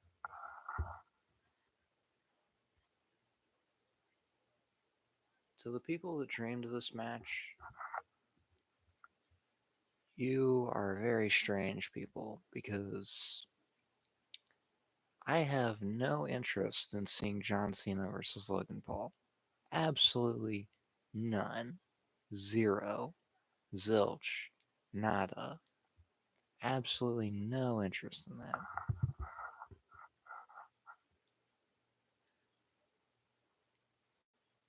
Yeah, okay, sure, I'll believe it when I physically see it. Listen, man, it's actually a lot better.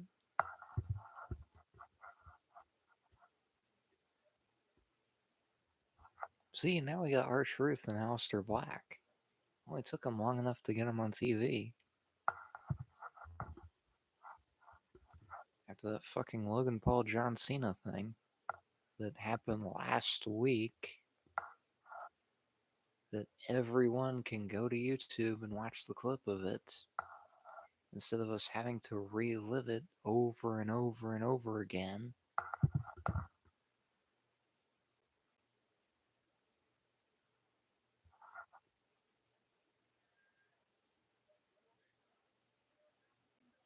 Well, let's see if this six-man tag match is actually good.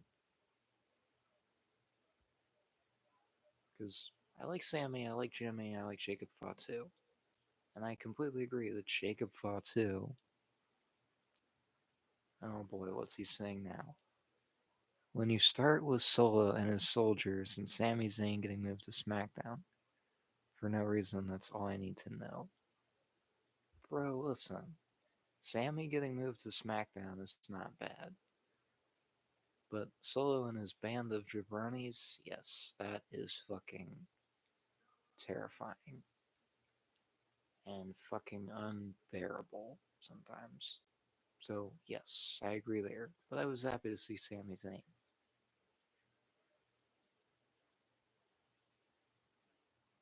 Like, seriously, why are they trying to recreate the bloodline with Solo and the MFTs? It's stupid. It is so stupid.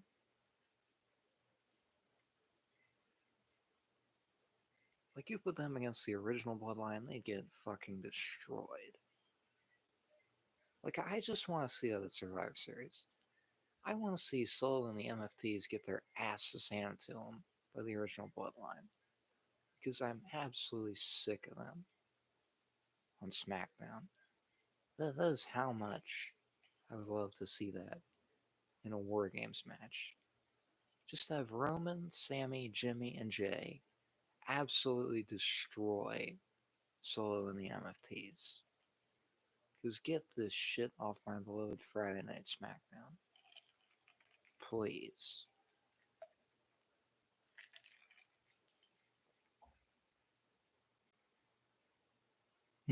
They already do by Jimmy Uso.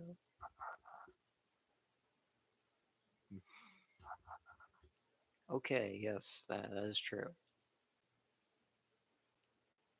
But come on, Lucas, let a guy dream. Let a guy dream of the perfect destruction of the new bloodline. Or whatever the hell they're calling this band of misfits and fucking jabronis. And no, even if The Rock was involved, I would still hate this. I would still hate it. I would still hate it because to me it is the most overrated thing on SmackDown right now. Solo and his band of fucking jabronis, the MFTs. Like hell, you name all the guys.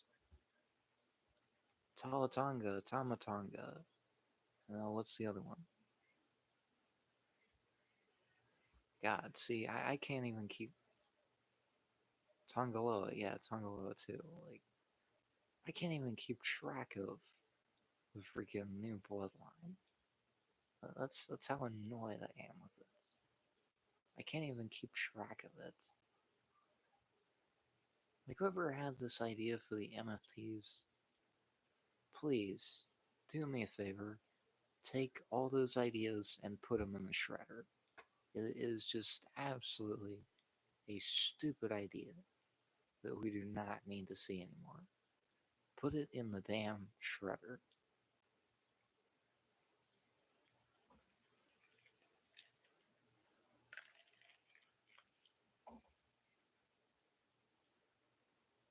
Hmm? Okay, let's see what Lucas has to say here.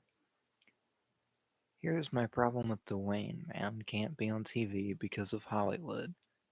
But John Cena does wrestling in Hollywood in 2025. So I don't want to hear it, Dwayne. That's a valid statement there, Lucas. That's very valid. Like, honestly. Why didn't we get The Rock at WrestleMania? Like, we did not need Travis fucking Scott costing Cody Rhodes the WWE Championship. Again, probably one of the dumbest finishes I've ever seen. Like, you had one job, and that was to get The Rock to WrestleMania. And you couldn't even do that right. Seriously. Like, that is just ridiculous.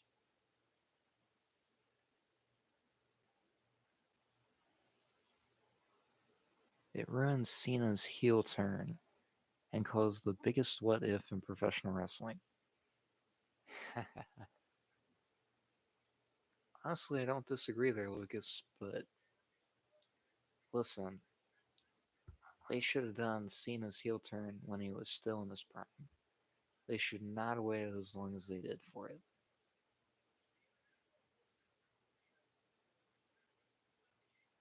Oh, they're in Dublin, Ireland next week. That's interesting. Can we put Becky Lynch on SmackDown just to get a show for Becky in her hometown? Like, I don't think that's a bad idea. R-Truth versus Aleister Black. Okay. Um, well, time for us to all pray for R-Truth.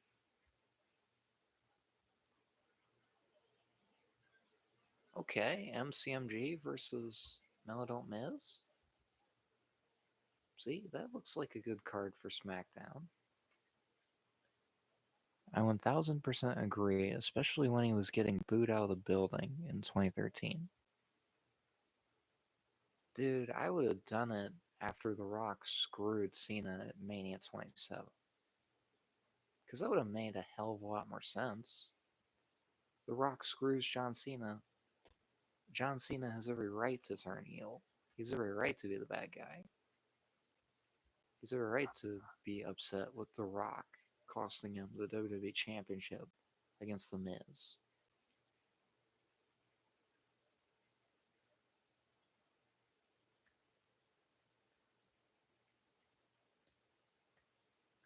Come on, man. Sami Zayn's theme is so great. It is so great. Look at the crowd reaction. This crowd loves him.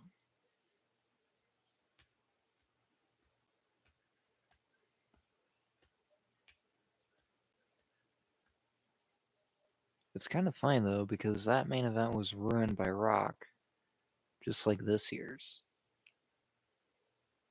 Oh, dude, you forgot Mania 40. How the first night they had that fucking ridiculous tag match, Seth and Cody against Rock and Roman. Like honestly, that was just a waste of card space for a main event. I get it. There are people that like that match, and that's perfectly fine too. But listen, honestly, in my opinion, that was such a waste of time. And Seth Rollins, honestly, the MVP of that Mania for wrestling with what he did, with his knee being kind of fucked up going into that Mania. It was just crazy to me.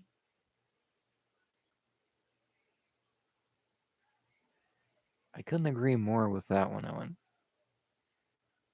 Well, of course you couldn't, because you're the guy out here just calling out the Rock for a lot of things. I don't blame you personally. Like Lucas, watch out. He may actually show up to your house and give you a rock bottom. And the people's elbow. Listen, I love you, man. I care about you. I don't want you to get rock bottomed and people's elbowed in your own home.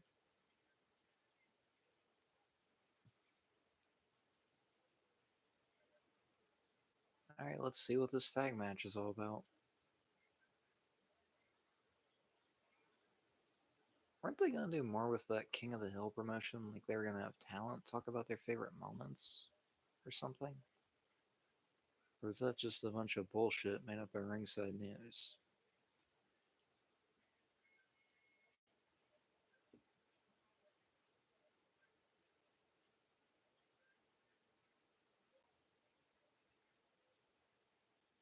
Hmm. Fine, I'll give him a Stone Cold Stunner and his cousin Spear.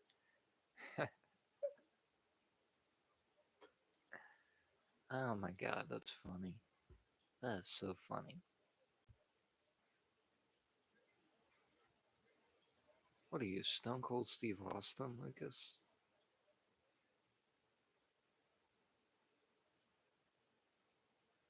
Yeah, I must admit, that was a heck of a message sent by the Secret Hervos. But they didn't just attack Alexa Bliss, they attacked Charlotte Flair, too. Let's not forget that. They're the tag champs. They both got attacked during that whole thing there.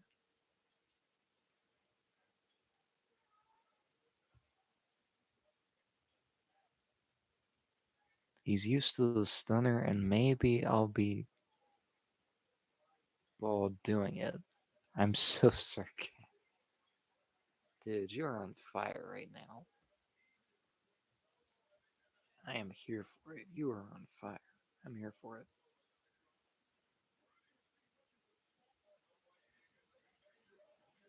Okay, Sammy gets tossed to the outside there. Ooh.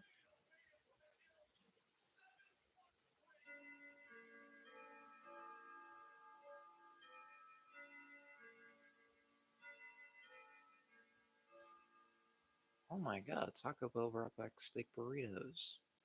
It's about damn time.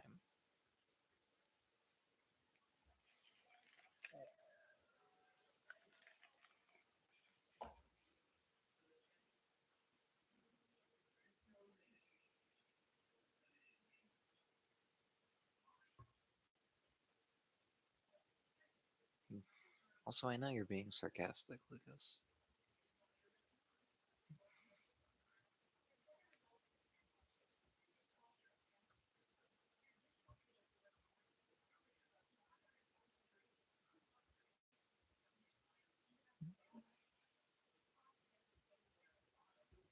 But anyways, from what I'm seeing, this SmackDown has actually been pretty decent. And I haven't watched since, I forget. I think it was some kind of thing with Logan Paul and John Cena that utterly disgusted me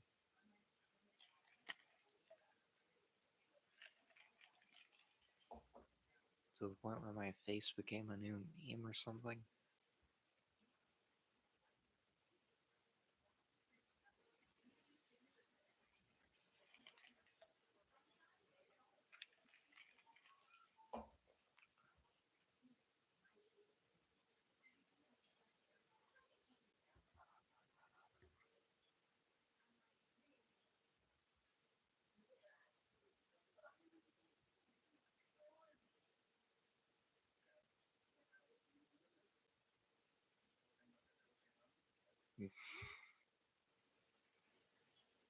Josh Allen in a Snickers commercial. Okay, that makes a lot of sense. And as I was saying earlier, I'm planning on kind of making this a thing, the Friday Night Lives. Not always going to be wrestling, because there'll be football games like the Chargers and Chiefs playing Sao Paulo this year. That might be an interesting one to stream.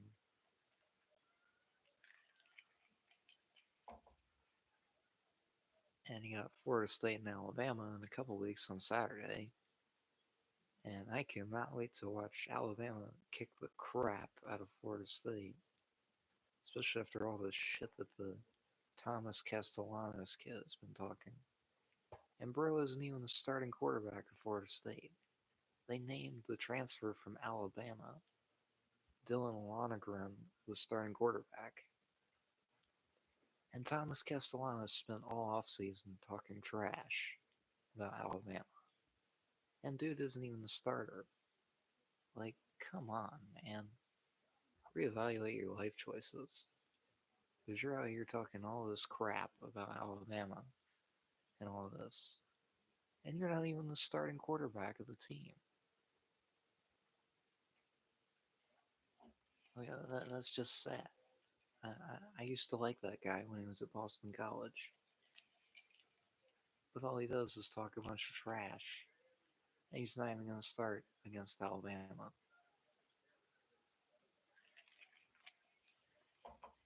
And damn, I was looking forward to Deontay Lawson breaking him in half.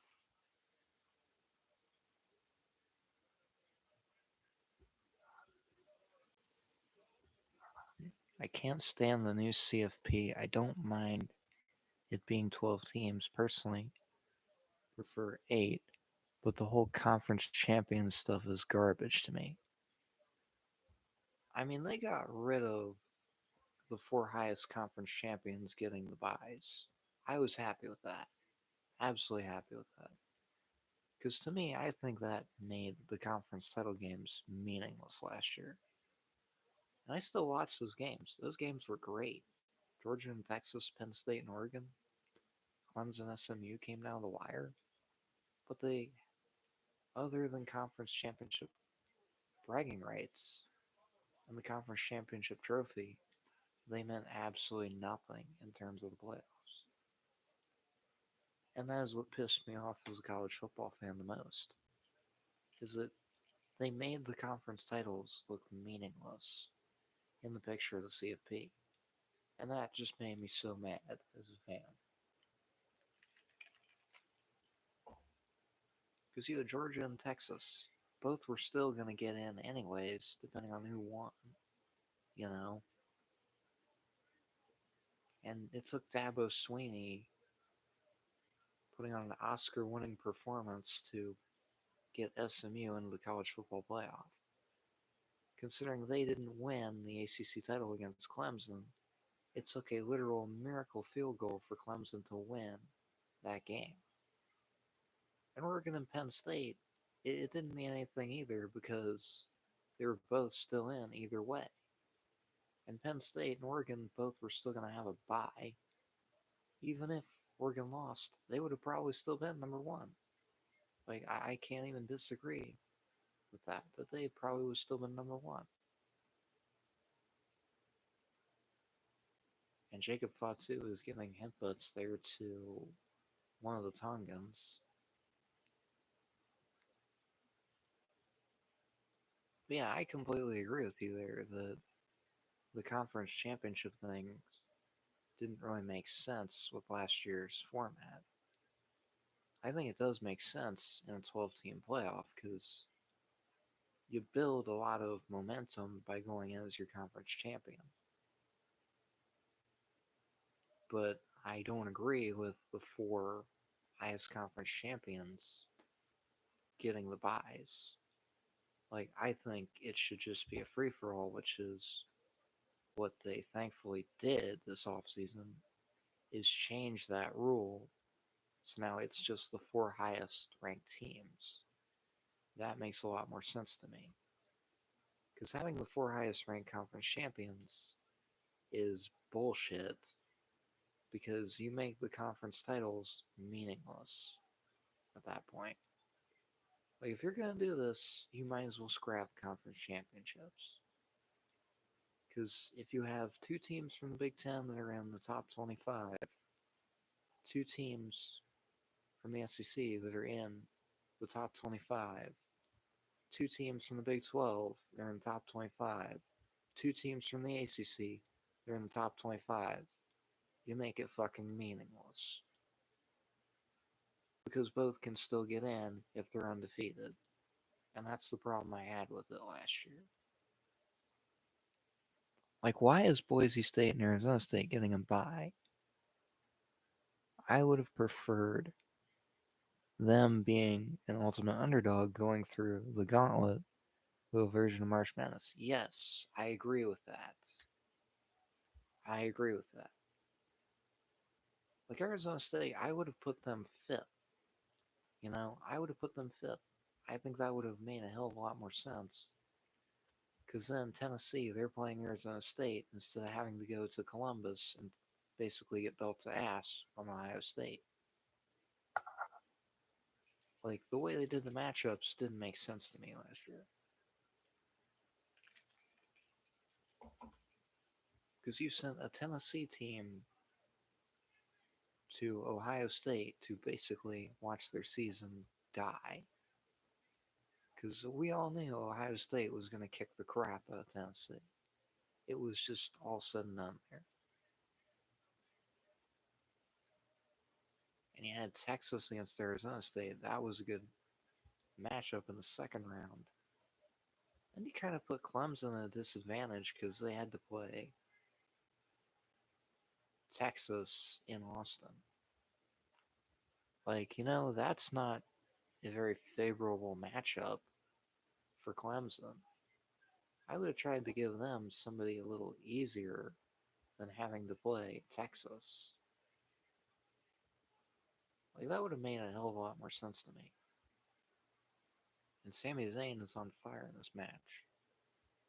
Haluva kick to Solo Sikoa. That's it. Got it.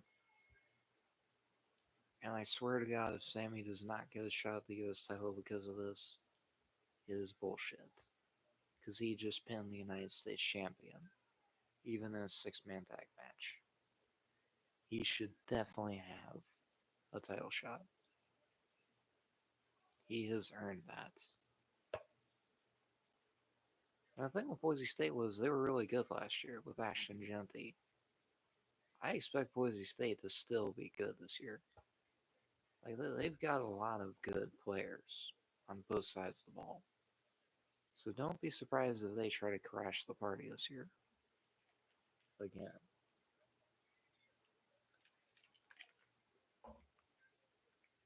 And with Arizona State, I think they could win the Big 12. But you've got Iowa State and Kansas State. Those two are going to battle it out next Saturday in Dublin. And that'll be pretty interesting. I wonder if that's why WWE is going to Dublin next week. Is because Kansas State and Iowa State play in that Aer Lingus Classic thing.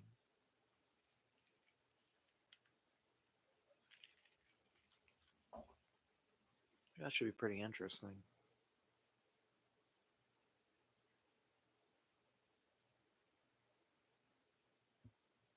So that'll be interesting to see. As far as the week one matchups go, we got a stacked week. You got a classic Catholics versus Convicts, Miami versus Notre Dame. You literally pinned them 2 weeks in a row. Yeah, Solo is done. Just give it to Sammy. But then again, why is Sammy in the mid card? Dude, you have literally answered the question many people, including myself, have been trying to figure out for years. Why is Sami Zayn stuck in the mid card? Why did Sami Zayn get pinned by Roman Reigns at Elimination Chamber a couple years ago? Or 3 years ago? Well, I mean, that one you can explain, obviously, but Sami Zayn should have been a world champion by now. This is absolutely unacceptable, WWE. He needs a world title at some point.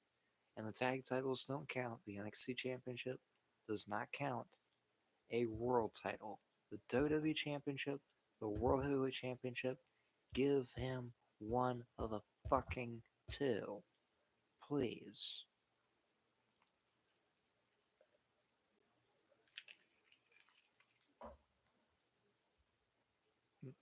You know what else doesn't make sense, Lucas?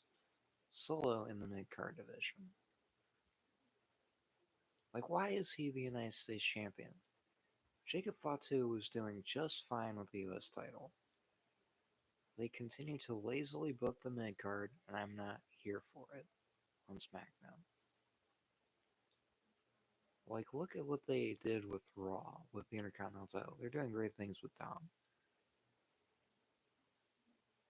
I'm also not saying, but him in the world title picture yet, because I'll save that for WrestleMania 42 when he wins the Rumble, hopefully.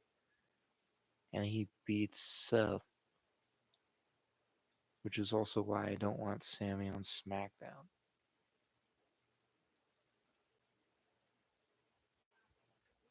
Well, I mean, you got a point there, unless they're turning Cody heel at some point.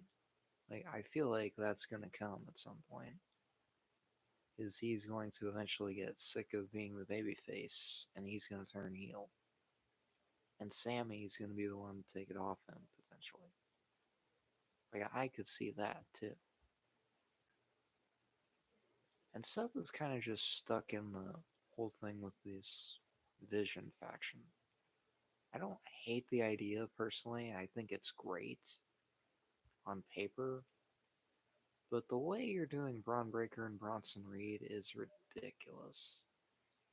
You're setting them up for failure by having them against LA Knight and CM Punk in a tag match.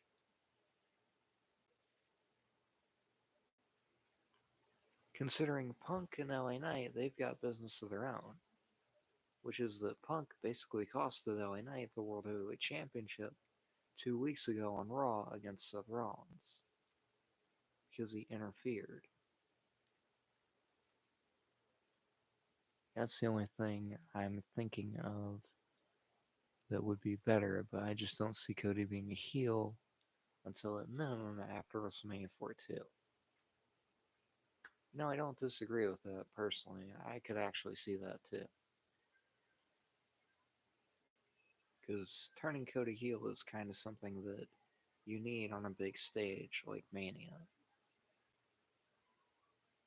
And who knows, maybe the fucking Rock is gonna get involved again with this shit.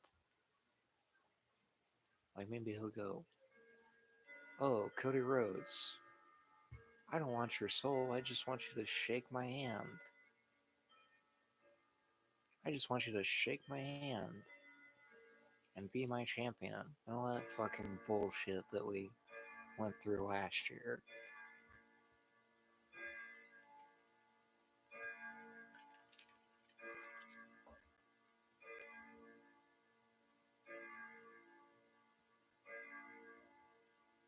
And then the other thing, you had The Rock announced WrestleMania 42 is going to be in New Orleans. And then you took it away. You took it away from the people of New Orleans. That was complete and utter bullshit on the part of the company. Like, I would have kept it. I would have kept it in New Orleans. You screwed those people over greatly. I got friends that are from Louisiana. They are still pissed about this, and rightfully so. It was complete bullshit that you did that whole grandstand there of, oh, The Rock comes out. Oh, you put the graphic for WrestleMania 42 right on the Tron. Oh, guess what? It's not going to New Orleans, it's going back to Vegas. Fucking bullshit. Like, come on, man. You promised the people in New Orleans WrestleMania. And yeah, you're giving them money in the bank. I guess that's a good consolation prize. But I swear, if you fucking do that to Indianapolis too, I'm gonna be so freaking mad.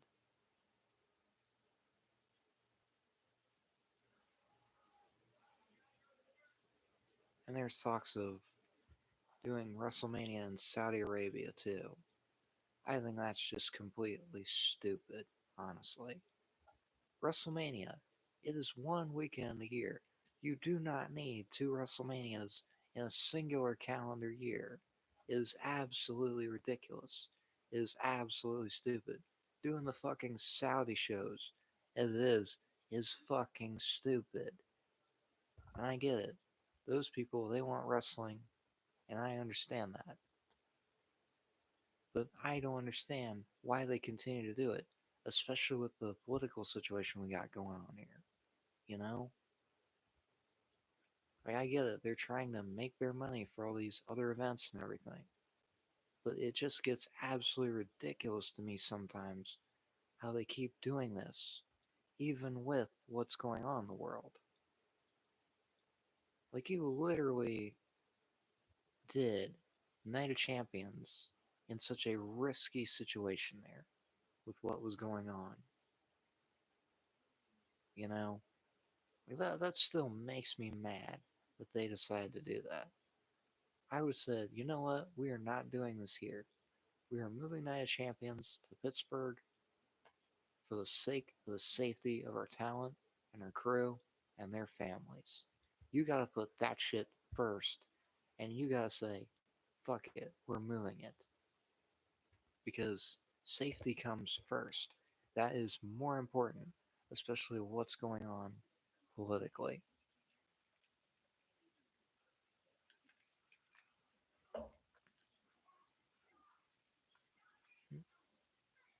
And I get it, it is all because of money. And yeah, they obviously had a good gate for WrestleMania 41 in Vegas. But listen, you promised New Orleans WrestleMania, and you took it right away from them. Like, that's just ridiculous, man. Absolutely ridiculous.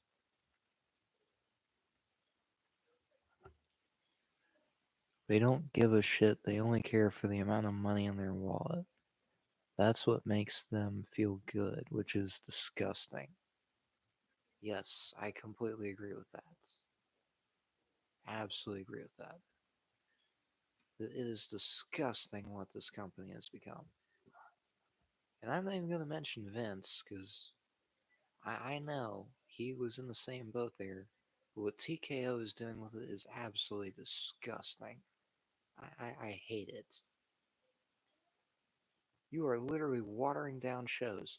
You are putting shows up against AEW because you don't want them having one weekend where there's no WWE show. That is complete and utterly ridiculous.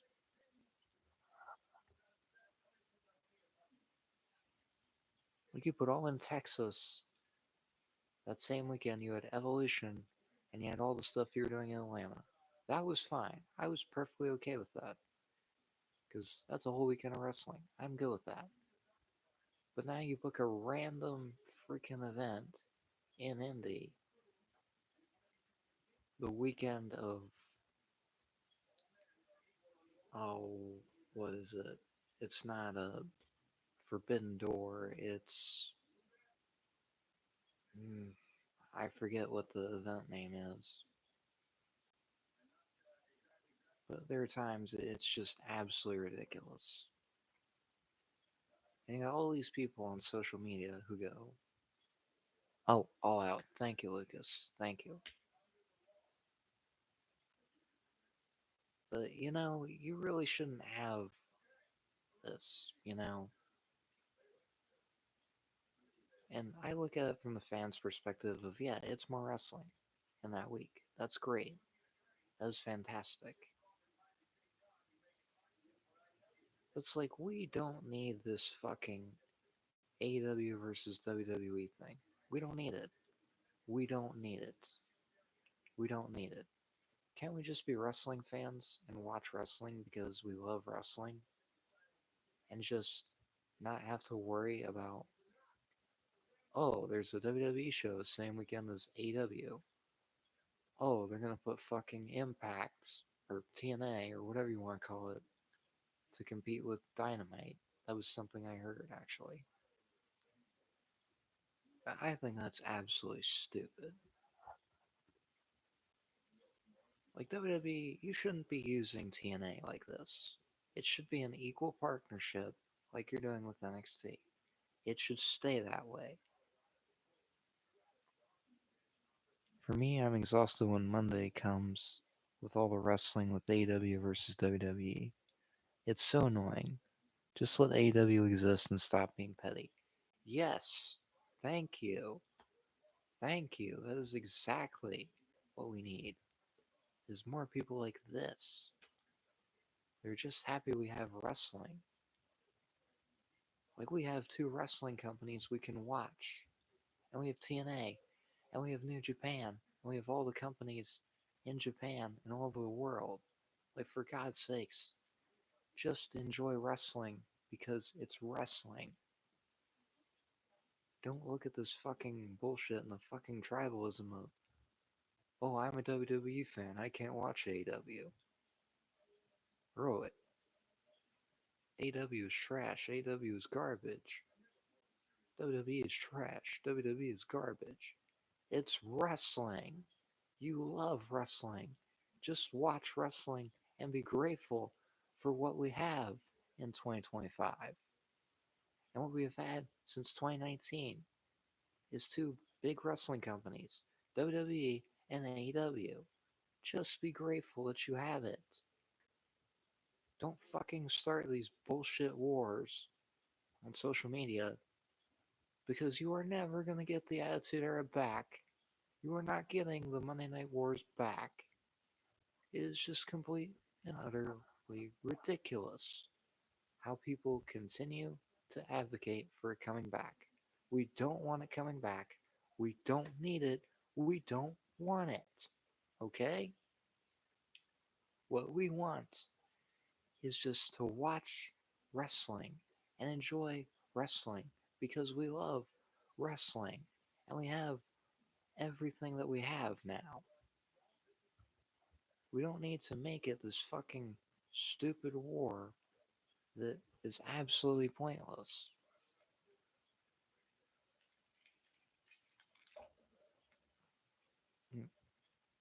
I think WWE wants TNA to become the second biggest company in the world. And no offense to TNA, and I'm not blaming them in any blaming them in general, but AEW just has the more bigger names, whether WWE or TNA like it or not. Yes, you are right about that. You are absolutely right about that. Like, can't we just enjoy wrestling and not try to make this bigger than what it is? Like that is just where I absolutely draw the line. Is just we don't need to make it what this fucking big ass thing of oh the Monday Night Wars are back. They're not back. They're never coming back. Okay? Get over it. The Attitude Era died when it did. WCW died when it did. I'm tired of the wars. Like, this ain't 1990 anymore.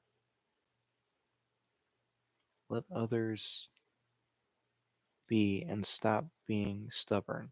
Yes, I agree with this. Considering, look at the wrestlers themselves. They watch AEW. WWE watches AEW. AEW watches WWE. Like, what the hell is the problem with that? You know? And you had Triple H call AEW a pissant company when DX won the Hall of Fame. Like, and Cody Rhodes comes back here. Cody fucking started AEW with the Young Bucks and Tony Khan. That man started that company, and you brought him back. And I get it, competition is a healthy thing. It is, to a certain degree. But when it is literally these two trying to cancel each other out, it's ridiculous.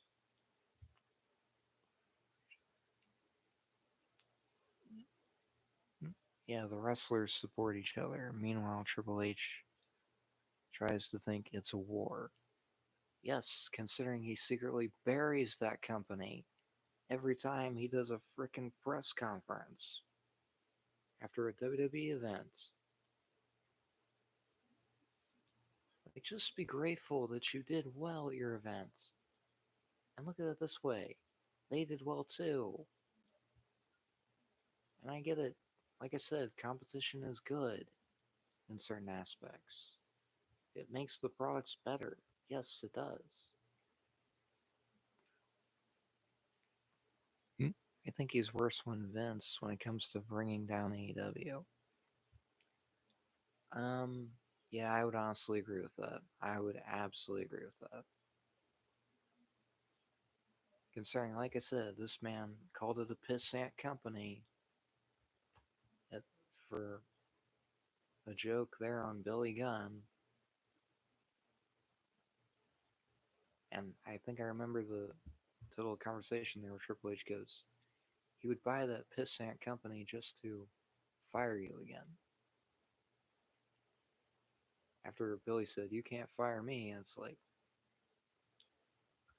AEW is not a pissant company. It's a good company. You know, like WWE and AEW, they are both equally good. There are some things that are better than the other, and that's fine. There's no problem with that. Absolutely none. Like, to each their own with that, you know? But it's just utterly ridiculous that this is what wrestling has become. again. Like, I thought we would have learned our lesson from this. But the thing that absolutely killed WWE for a while after the Attitude Era, after WCW was bought, is that there was no competition.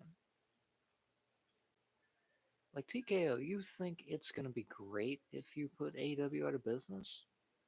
No, it's going to ruin the product. Like, it will ruin the product again. It will literally do the same thing that it did all those years ago to WWE again. Because people will get bored of WWE.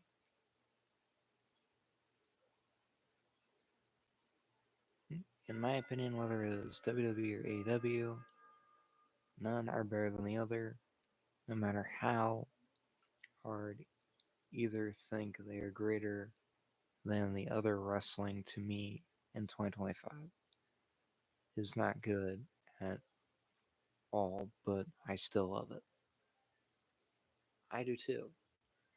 Like, that's why I watched Smackdown tonight, was just I wanted to see if it was actually as bad as people were thinking it to be.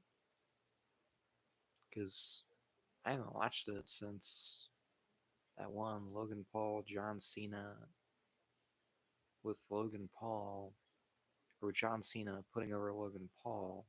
And I get it, Cena was a heel at that point still, as the champion. But yeah, that made me sick to my stomach. Because I absolutely despise Logan Paul.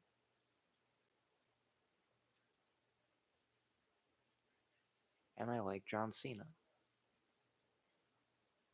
And I get it, if that was the idea, well done on all parts there. But that was just ridiculous to me as well. But I guess what I'm really getting at is you have WWE and AEW and TNA and New Japan. Just be grateful for what you have. Constructive criticism when it's needed.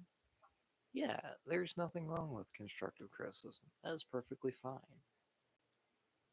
But you can't just bury a company because, or just say, oh, AEW is trash, AEW is garbage. Like, why? Why is it bad to you? Say why it is bad to you. Give people some reasoning, and then you can start a dialogue instead of just outright saying how bad it is. Like, start a dialogue, make it make sense, instead of trying to just outright say that it's trash or it's garbage. Give people facts, give people evidence. What are you seeing that no one else is seeing? Like, that's how we can make wrestling being opinionated work,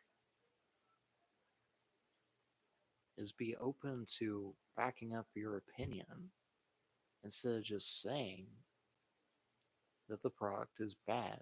Say why it's bad instead of just saying it's bad.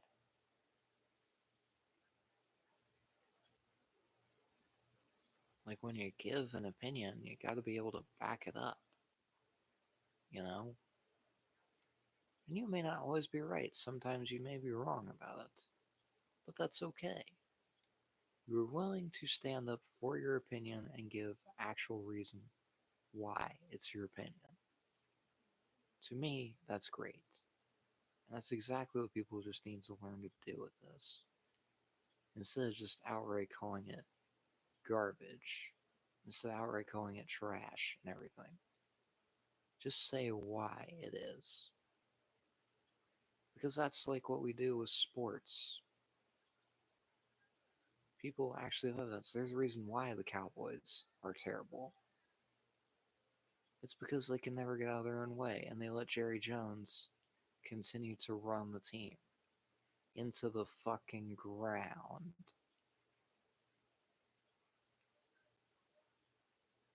Like, Jerry, Steven, whoever's in charge, you both should quit or you both should be fired. And I get it, you can't fire the owner, But Jerry, it's time to sell the team. It is time to sell the team. Your fan base continues to suffer. And I'm not gonna lie, I kinda enjoy it. Jerry, it's just events. I'm gonna bury like crate. Yeah, you're honestly right about that. Because he just gave it a. Let me see if I can do a good Vince impression. He gave it a good lethal dose of poison.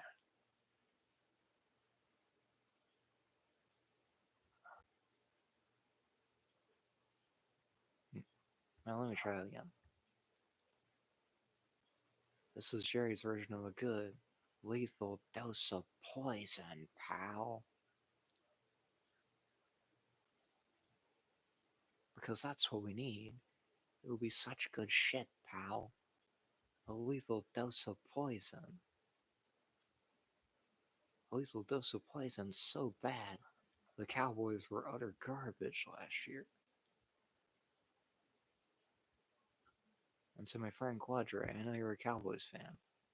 Sorry, but it was just too good of an example to pass up there.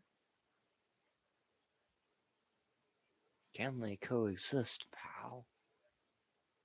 Um, no, not really. Considering the Cowboys have been complete trash. I mean, the Packers gave them total belt to ass in the playoffs, and I absolutely enjoyed it. I absolutely enjoyed watching all those Cowboys fans just go,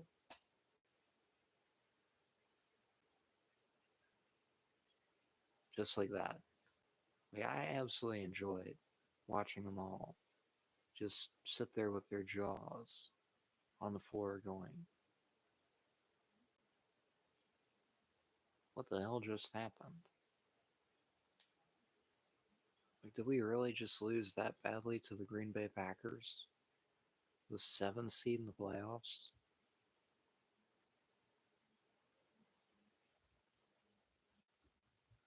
That's like after the loss to the 49ers a few years ago. Your fans are throwing garbage on the field. That's how fed up they are with it. They're throwing garbage onto the field. They're throwing garbage at your players. Like, really? Really? That's what a true fan is? You're throwing garbage at the guy's jersey you're wearing? That's true fandom? Really? That's not true fandom. That's just a really pissed off fan base. Like Jerry.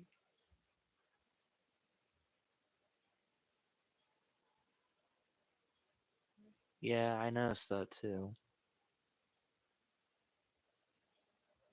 But still, it kind of landed on players too. So this is just what I mean. Is like Jerry Jones and Vince McMahon could easily be the same person. You know, because neither one of them are going to quit their product unless the law gets involved or they're 6 feet under somewhere. Like, I am a firm believer, and this is a conspiracy theory of mine. They're going to put Jerry Jones 6 feet under AT&T Stadium. Or hell, he's going to be running the team from the casket. And the team is going to just get worse and worse and worse.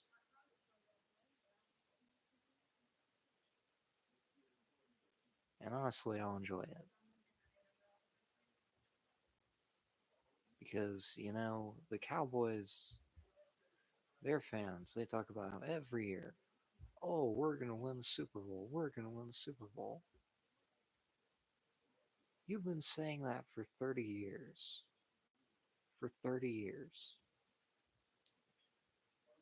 Like, you guys are absolutely delusional. I root for the Indianapolis Colts, but I'm willing to accept they're not going to make the playoffs this year. they're not going to win the Super Bowl. I am a realist, unlike the fucking delusion that is Dallas Cowboy fans. Because even when you lost to the Saints, you were still saying the same thing. And we all saw that Saints game. We all saw that Ravens game. We all saw that Lions game. You got your asses kicked by two playoff teams. And I think the Lions was probably the worst one of the two. Because they certainly remembered how you screwed them out of that one game on that one Saturday night in their home field, nonetheless. Yes, that was hilarious.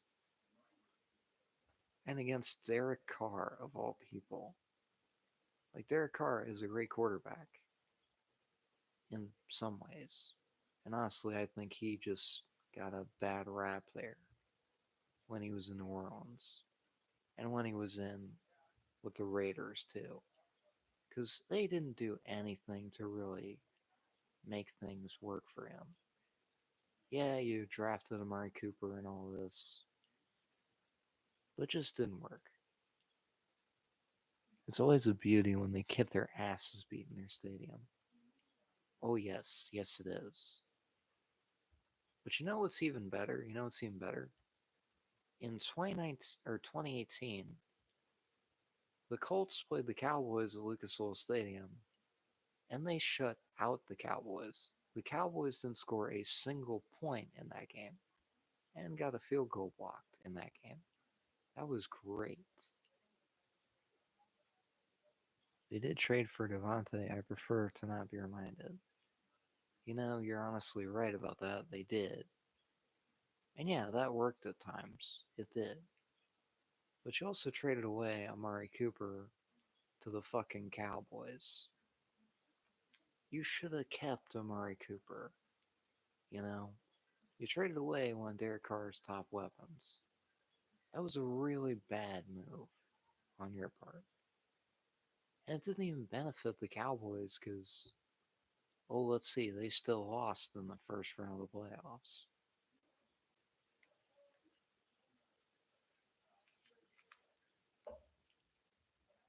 And Dak Prescott gets injured in 2020. Yes, I did feel bad for Dak. Because honestly, he's kind of the victim in all this, if you think about it. He gets drafted by the Cowboys. They sign all these people past their prime and trade for all these people past their prime to try to build their team. Or they sign or they draft these guys that Mel Kiper is overhyping, going, oh, this guy is going to be the next so and so. And then they're a fucking bust and a waste of a draft pick. By defending them at the press conferences, I can't feel bad for him personally. You know, I get that. I get that. And I get why he's doing it, because Jerry Boy paid him all that money last year. And what did that lead to? That led to Dak throwing it to the ops every time, at least once a game. Even against the Cleveland Browns, he threw an interception. And that is just pathetic because you look at the Browns. They're the Browns. Hell, they helped the Texans draft CJ Stroud by accepting one of the dumbest trades we've ever seen. Trading for Deshaun Watson when he has all those things going on legally. Like, that was just the dumbest move I've ever seen, probably. And the second dumbest move, the Jets trading for Aaron Rodgers. Because it didn't help them at all. They were still garbage. Aaron Rodgers tore his Achilles on Monday Night Football against the Bills in his very first game for the Jets. And guess what? They turned to Zach Wilson. And what does Zach Wilson do? almost beat the Chiefs. I'll give him that, but that even that was a fucking stupid move that I rolled my eyes at on draft day. And now guess who they have as their quarterback?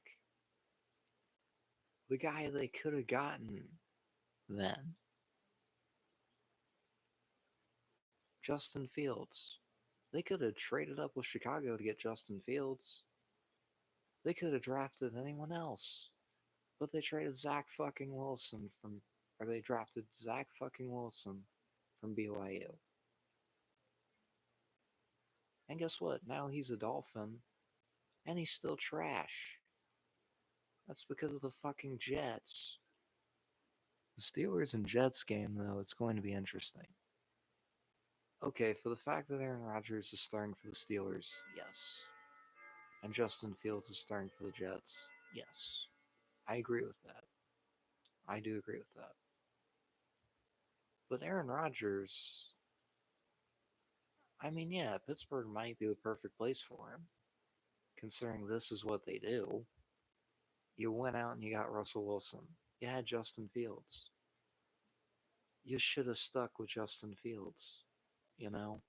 Just a completely wasted opportunity there to have Justin Fields, who is the better quarterback between the two, and still kind of able to develop him, you know? Like, I take the guys who can develop over the guys that are past their prime. And Justin Fields, I think he truly got fucked by the Bears in some ways. Steelers literally bring every single old quarterback and are confident being stuck in the middle of the pack. The thing keeping them in the middle of the pack is their defense. That's it. Because you traded away George Pickens to the Cowboys. I still don't know why you did that. Because that's one less weapon for Aaron Rodgers. Did you ever think about that? Like, that honestly was not the smartest of moves there. And I get it. Pickens wasn't really the best guy to have in the locker room, but listen, you need weapons. They did get DK and Pickens as a drama queen. And Dallas fits like, yes, you're right about that. And yeah, I did forget they went out and got DK Metcalf. And I guess Seattle had to get rid of him because of the Sam Darnold deal and getting Cooper Kupp, I guess. Which honestly, that was a great move by Seattle going out and getting Sam Darnold. I think the Seahawks, they're going to be a sleeper team in some ways. Because you got the 49ers who had to get rid of Deebo Samuel and they lost Travarius Ward. Thank you, San Francisco. I hope the defense is actually better for us this year. Now that we have Travarius Ward. But the other thing, too, is just this. The Cardinals, it's up to Kyler Murray and whatever he has around him. Their O-line is just very bad, though, in Seattle, no matter who is under QB. Yeah, you're right about that. You are. But we kind of saw the creativity a little bit of Sam Darnold last year with the Vikings. You know, like, he was moving out of the pocket, he wasn't just staying in the pocket, and he was making plays. And the man can still run with the football, too. That's kind of an important thing to look at, too. Is that he's a very mobile quarterback. And that's why I think it's a good move for Seattle, too, because Geno, his athleticism, those days are far gone, you know? Especially with all the hits he took as, oh yeah, the guy the Jets drafted, and then he was a complete waste by the fucking Jets. And Gino, he can honestly be good with the Raiders too. Like, I think he'll be interesting to watch in Vegas.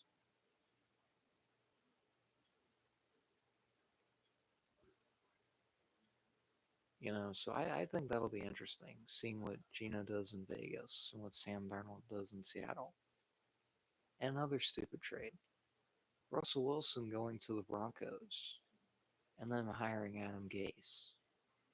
That was a complete shit show from the very beginning.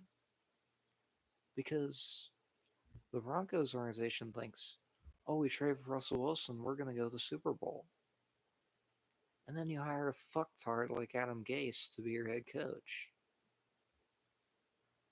That man is not a good head coach. He's just like Josh McDaniels.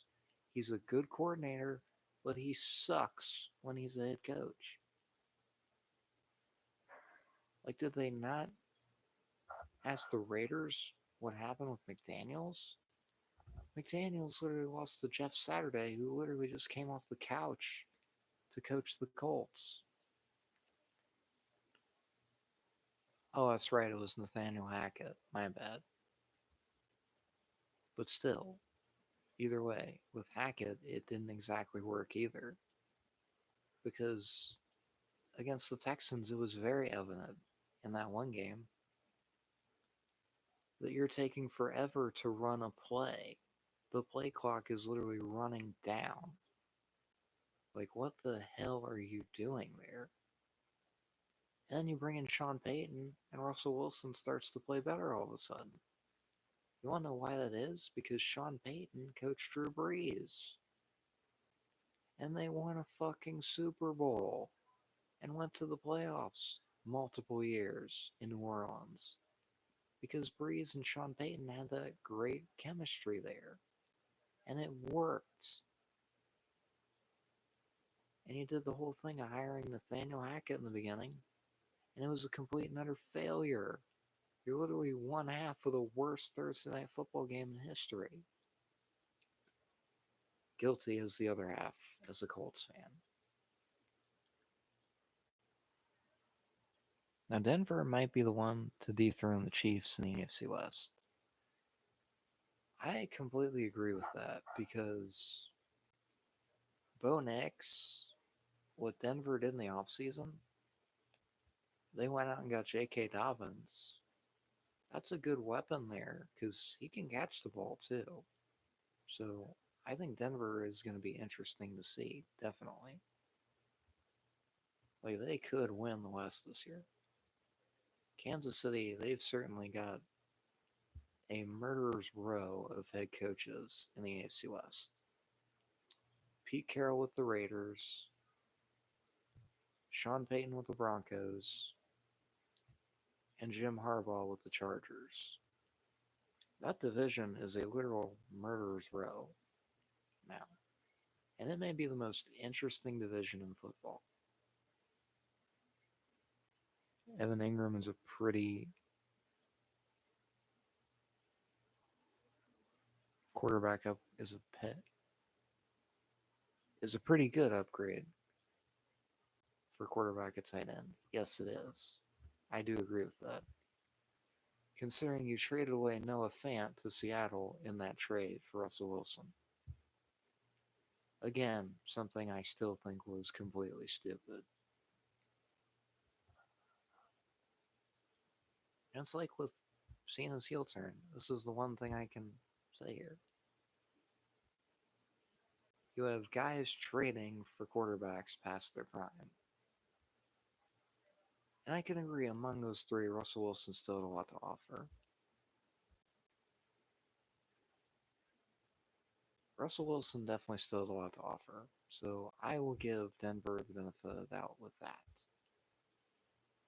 But the trading for Aaron Rodgers, the trading for Deshaun Watson, come on. I mean, you know who won that trade? The Texans won that trade. Because, yes, they were utter trash for a few years. But they got CJ Stroud and Will Anderson the same draft in the first round. Like, that's just crazy, man. how they pulled that off. They pulled off like the fucking draft of the century there.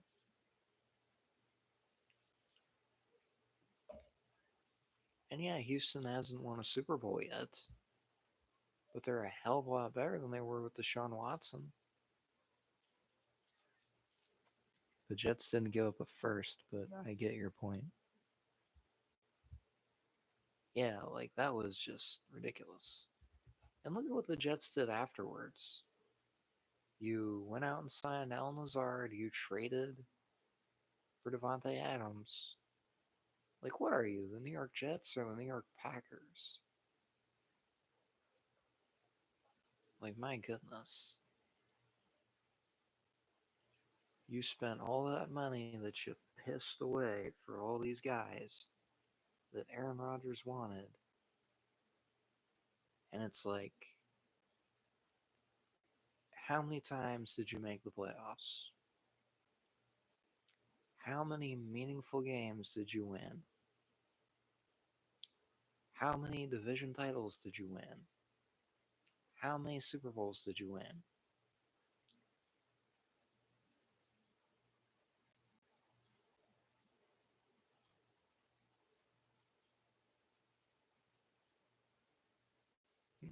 They really did, because, they tried to make it work, and it just didn't. And why it didn't work is just this. The Jets have been a mess for years, and their general manager thinks trading for Aaron Rodgers and then signing all these guys is going to be enough to fix it. No, no, you have barely scratched the surface with that. Yeah, drafting Brees Hall was great. Drafting Garrett Wilson was great. Drafting Sauce Gardner was great. Three very good moves. But you fucking traded for Aaron Rodgers.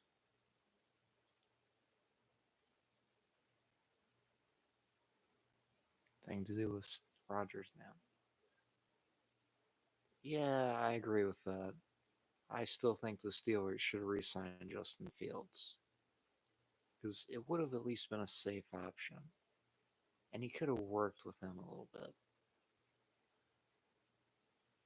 Like, if Aaron Rodgers is that past his prime, I wouldn't be surprised if we see Will Howard starting for the Steelers at some point this year. Because the guy has a lot of potential. And I like the guy. He started at Kansas State, then goes to Ohio State and wins a national championship. There's got to be something there. Plus, the guy you drafted originally was from Miami, Ohio, Ben Roethlisberger. So who knows? Maybe Will Howard becomes the guy for the Steelers. Because it sure as shit is not going to be Aaron Rodgers. I'll be surprised if he actually plays 2 full years healthy, you know? Because the Steelers' offensive line, your problem is that it's aging, and it's aging really, really badly. Like, that offensive line is getting old. It's not as young as it used to be. And that is eventually going to cost them big time.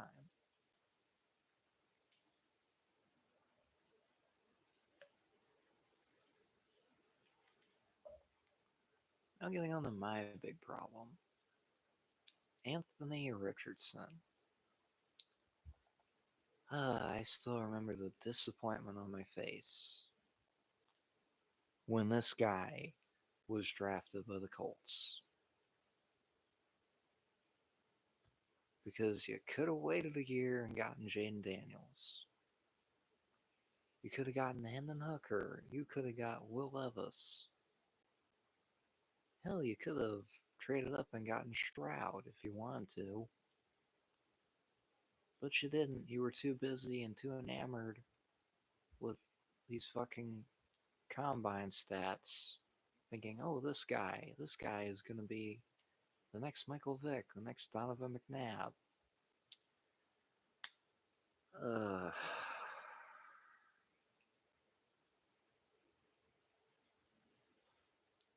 you know what he is? A liability. And you know, the first time he got hurt, I was willing to be like, okay, it's one time.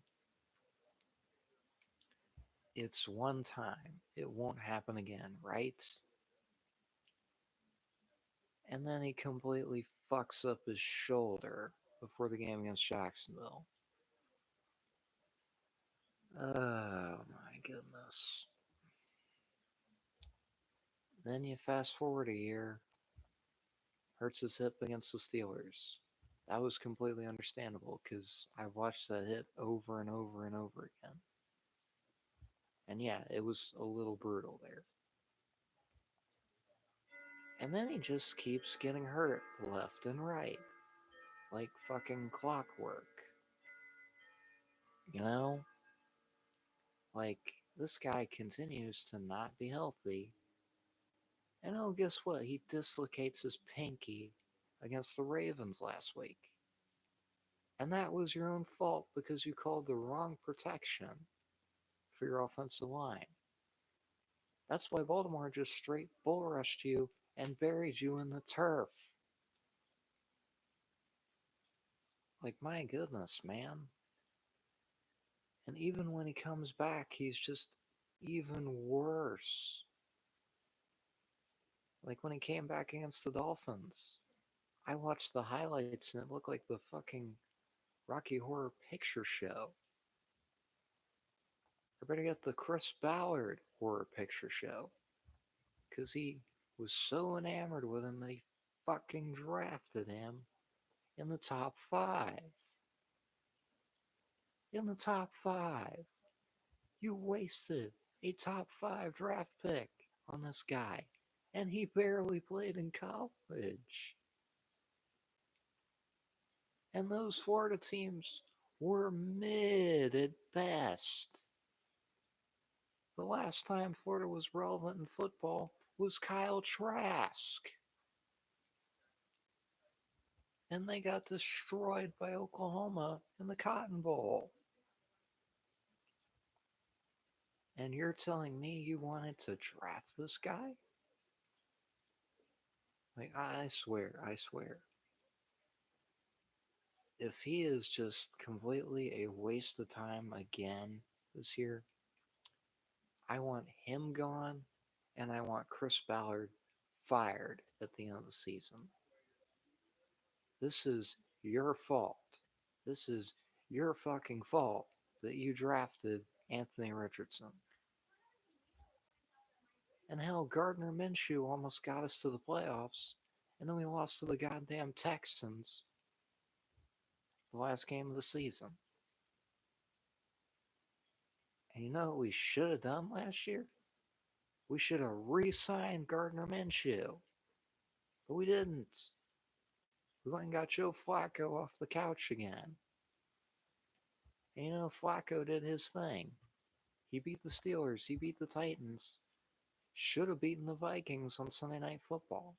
And that game was a complete and utter embarrassment to me as a fan. Like, honestly, man, being a Colts fan has just been absolutely terrible the last few years. You know? And I still hear about Andrew Luck.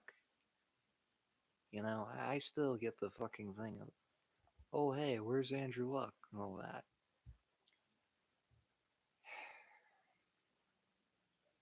This is why I will forever hate Ryan Grigson. Because he waited too damn long to fix the offensive line. And it's no wonder Luck retired.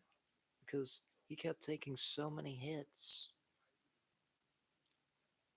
And you know, he lasted as long as he did. It's kind of a miracle that he lasted as long as he did. And this guy, Anthony Richardson, he's the equivalent. He's basically like the one thing that this one YouTuber I used to watch did. He's Glassbones Greg if he was an NFL quarterback. Like Anthony Richardson gets hit. Oh, I'm out. I'm out. I'm injured. I'm injured. I'm done. I'm done. I'm done. That is literally Anthony Richardson.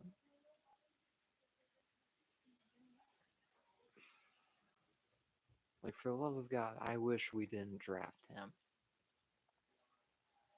I seriously wish we didn't draft him. Because now our season hinges on Daniel Jones or Riley Leonard.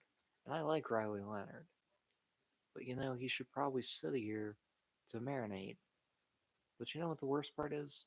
He's probably going to wind up starting this year at some point because either Daniel Jones doesn't work out or he gets hurt and Richardson's already hurt. And we got to see Riley Leonard in early.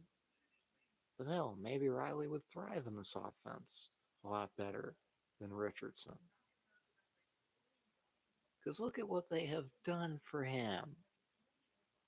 Look at what they have done for him. You have Josh Downs to throw to. You have Alec Pierce to throw to. Although Pierce, he was the Matt Ryan year in that draft class. You just went and drafted the best tight end in the draft in Tyler Warren, the guy I absolutely wanted. You got rid of Ryan Kelly. You let Ryan Kelly walk, and Tanner Bortolini is now the starting center. I have no problem with that. Like, you have literally, you went out and got Khalil Herbert to back up Jonathan Taylor. The one year you brought in Zach Moss to be the number 2 back behind Jonathan Taylor. You know? So you have went out and made all these moves. All these moves. And it amounts to absolutely nothing. Because this guy can't stay healthy. Or he regresses so damn bad when he comes back from injury. I still have not forgiven him for tapping out on that one possession against the Texans. I have never been more livid as a Colts fan with a young quarterback. Because you are on the goal line. You have a chance to score a touchdown. We kick a fucking field goal because this guy is tired. He taps out. You know who didn't do that? Peyton Manning, Andrew Luck, Johnny Unitas, Jim Harbaugh probably too.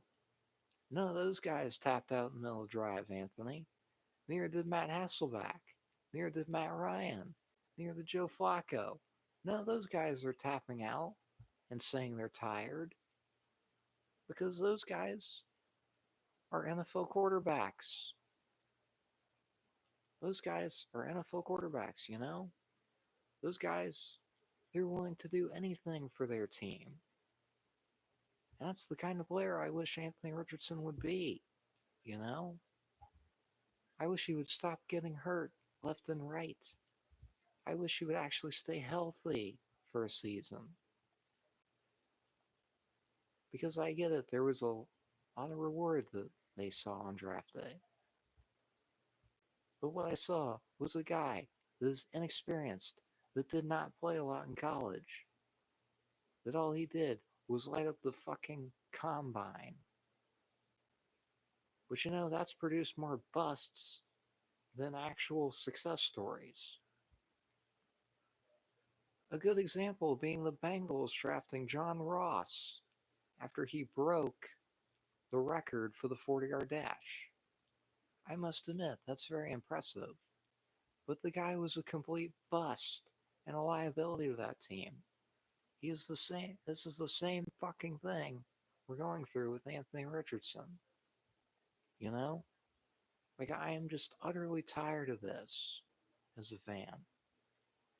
Because I love this team so much. So much. But they hurt me so bad when they do stupid shit like this. This is the reason we are laughed at by teams. Is because we make stupid decisions like this. Stupid fucking decisions that wind up costing us 5 years of progress. Completely pissed away. hiring Frank Reich as the head coach of this team, not doing anything about a quarterback after Andrew Luck retires, and just going with Jacoby Brissett. Which Jacoby, he did what he did. And I will always appreciate him for what he did in Indianapolis. You know, he was a good quarterback. He was a good quarterback for what he did. And the guy could have honestly been great here. I truly believe he could have been great in Indianapolis. If this organization didn't just go, oh, hey, let's go get Carson Wentz. Let's go get Matt Ryan. And I will admit, Carson did better than Matt. I give him that. And this is the game Frank Reich should have been fired after, is the fucking debauchery that was that game against Jacksonville. In Jacksonville. You win that game, you're in the playoffs. And you pissed it away completely. Completely pissed it away. That's what this organization did for their fans. You pissed away a game that you should have won, and you should have been in the postseason that year.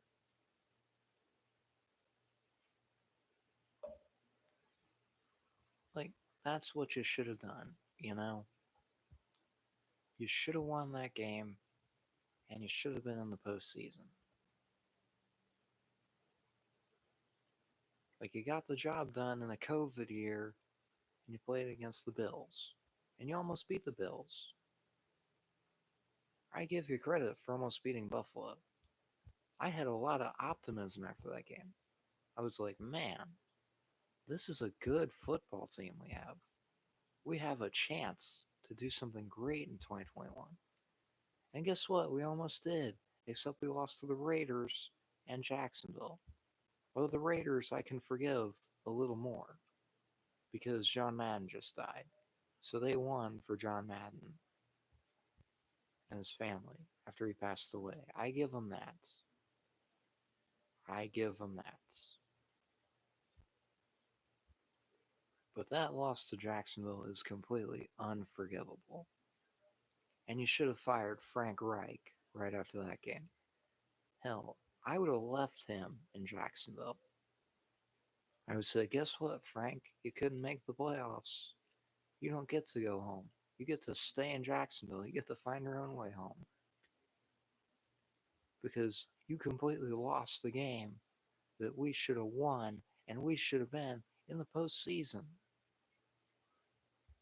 And I get it. We're known as the fucking rent-a-quarterback team. You know?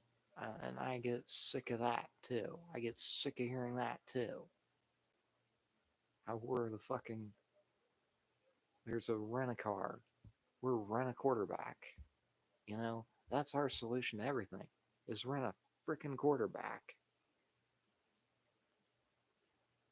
You know, I wasn't happy with the signing of Daniel Jones. But you know what? It's something. It's something. It's at least having some kind of insurance if Anthony Richardson gets hurt again, which he probably will. And I'm not wishing that upon him. I just know it's going to happen again because he can't stay healthy. And honestly, does he even know what is being asked of him as the quarterback of this team? Like, does he even understand that he is our last hope? That he literally is our hope of actually winning this year? Of actually doing things? Of actually not losing the fucking Jaguars again in Jacksonville? Of actually beating our division opponents? Of not getting swept by the Texans again, like what happened? Which that's completely, utterly embarrassing that we didn't beat the Texans in week 1, and we didn't beat them 2 months later in Houston. And I get the Texans, they were a good team last year. But we were in both those games. Should have won at least one of them. And honestly, we should have beaten Jacksonville in Jacksonville.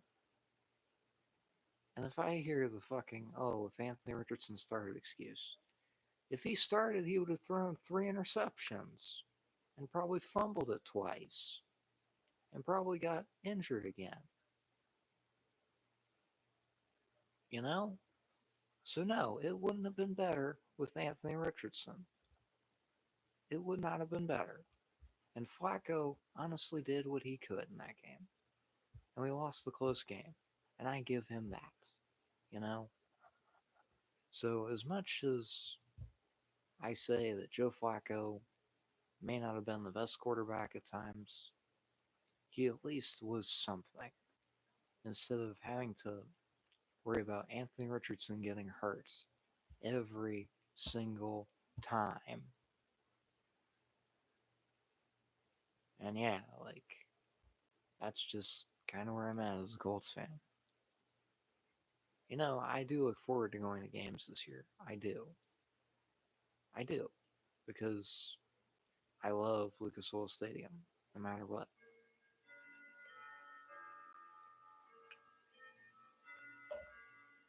Because it's a beautiful place to watch a football game, and it was an awesome place to watch a wrestling event. But I am still going to call this organization out on their bullshit. Because you have wasted so many years trying to be relevant again. The only thing you're fucking relevant in is how many quarterbacks you have gone to. You know, you literally got Joe Flacco off his couch. You went and got Matt Ryan, and on paper it's like, okay, this will be great.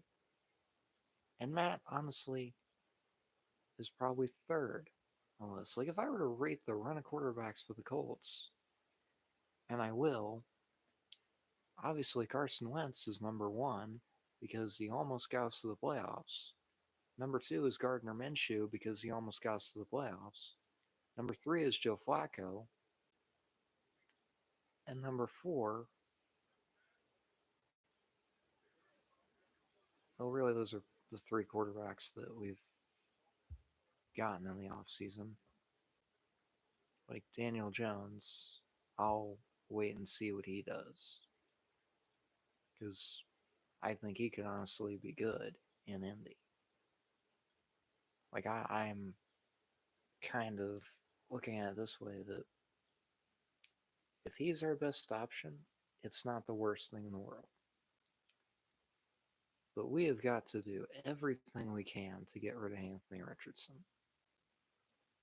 If he does not show up, if he does not do anything this year, then let's get rid of him. Because honestly, we don't need him anymore. He is such a waste of a position. But anyways, I'm going to wrap this thing up. Hope you guys enjoyed Friday Night Live. Um, Next one we're going to be doing is possibly Smackdown or the Sao Paulo game between the Chargers and Chiefs. Anyways, have a great rest of your night, guys. Thanks for joining me. And yeah, thank you. I'll see you.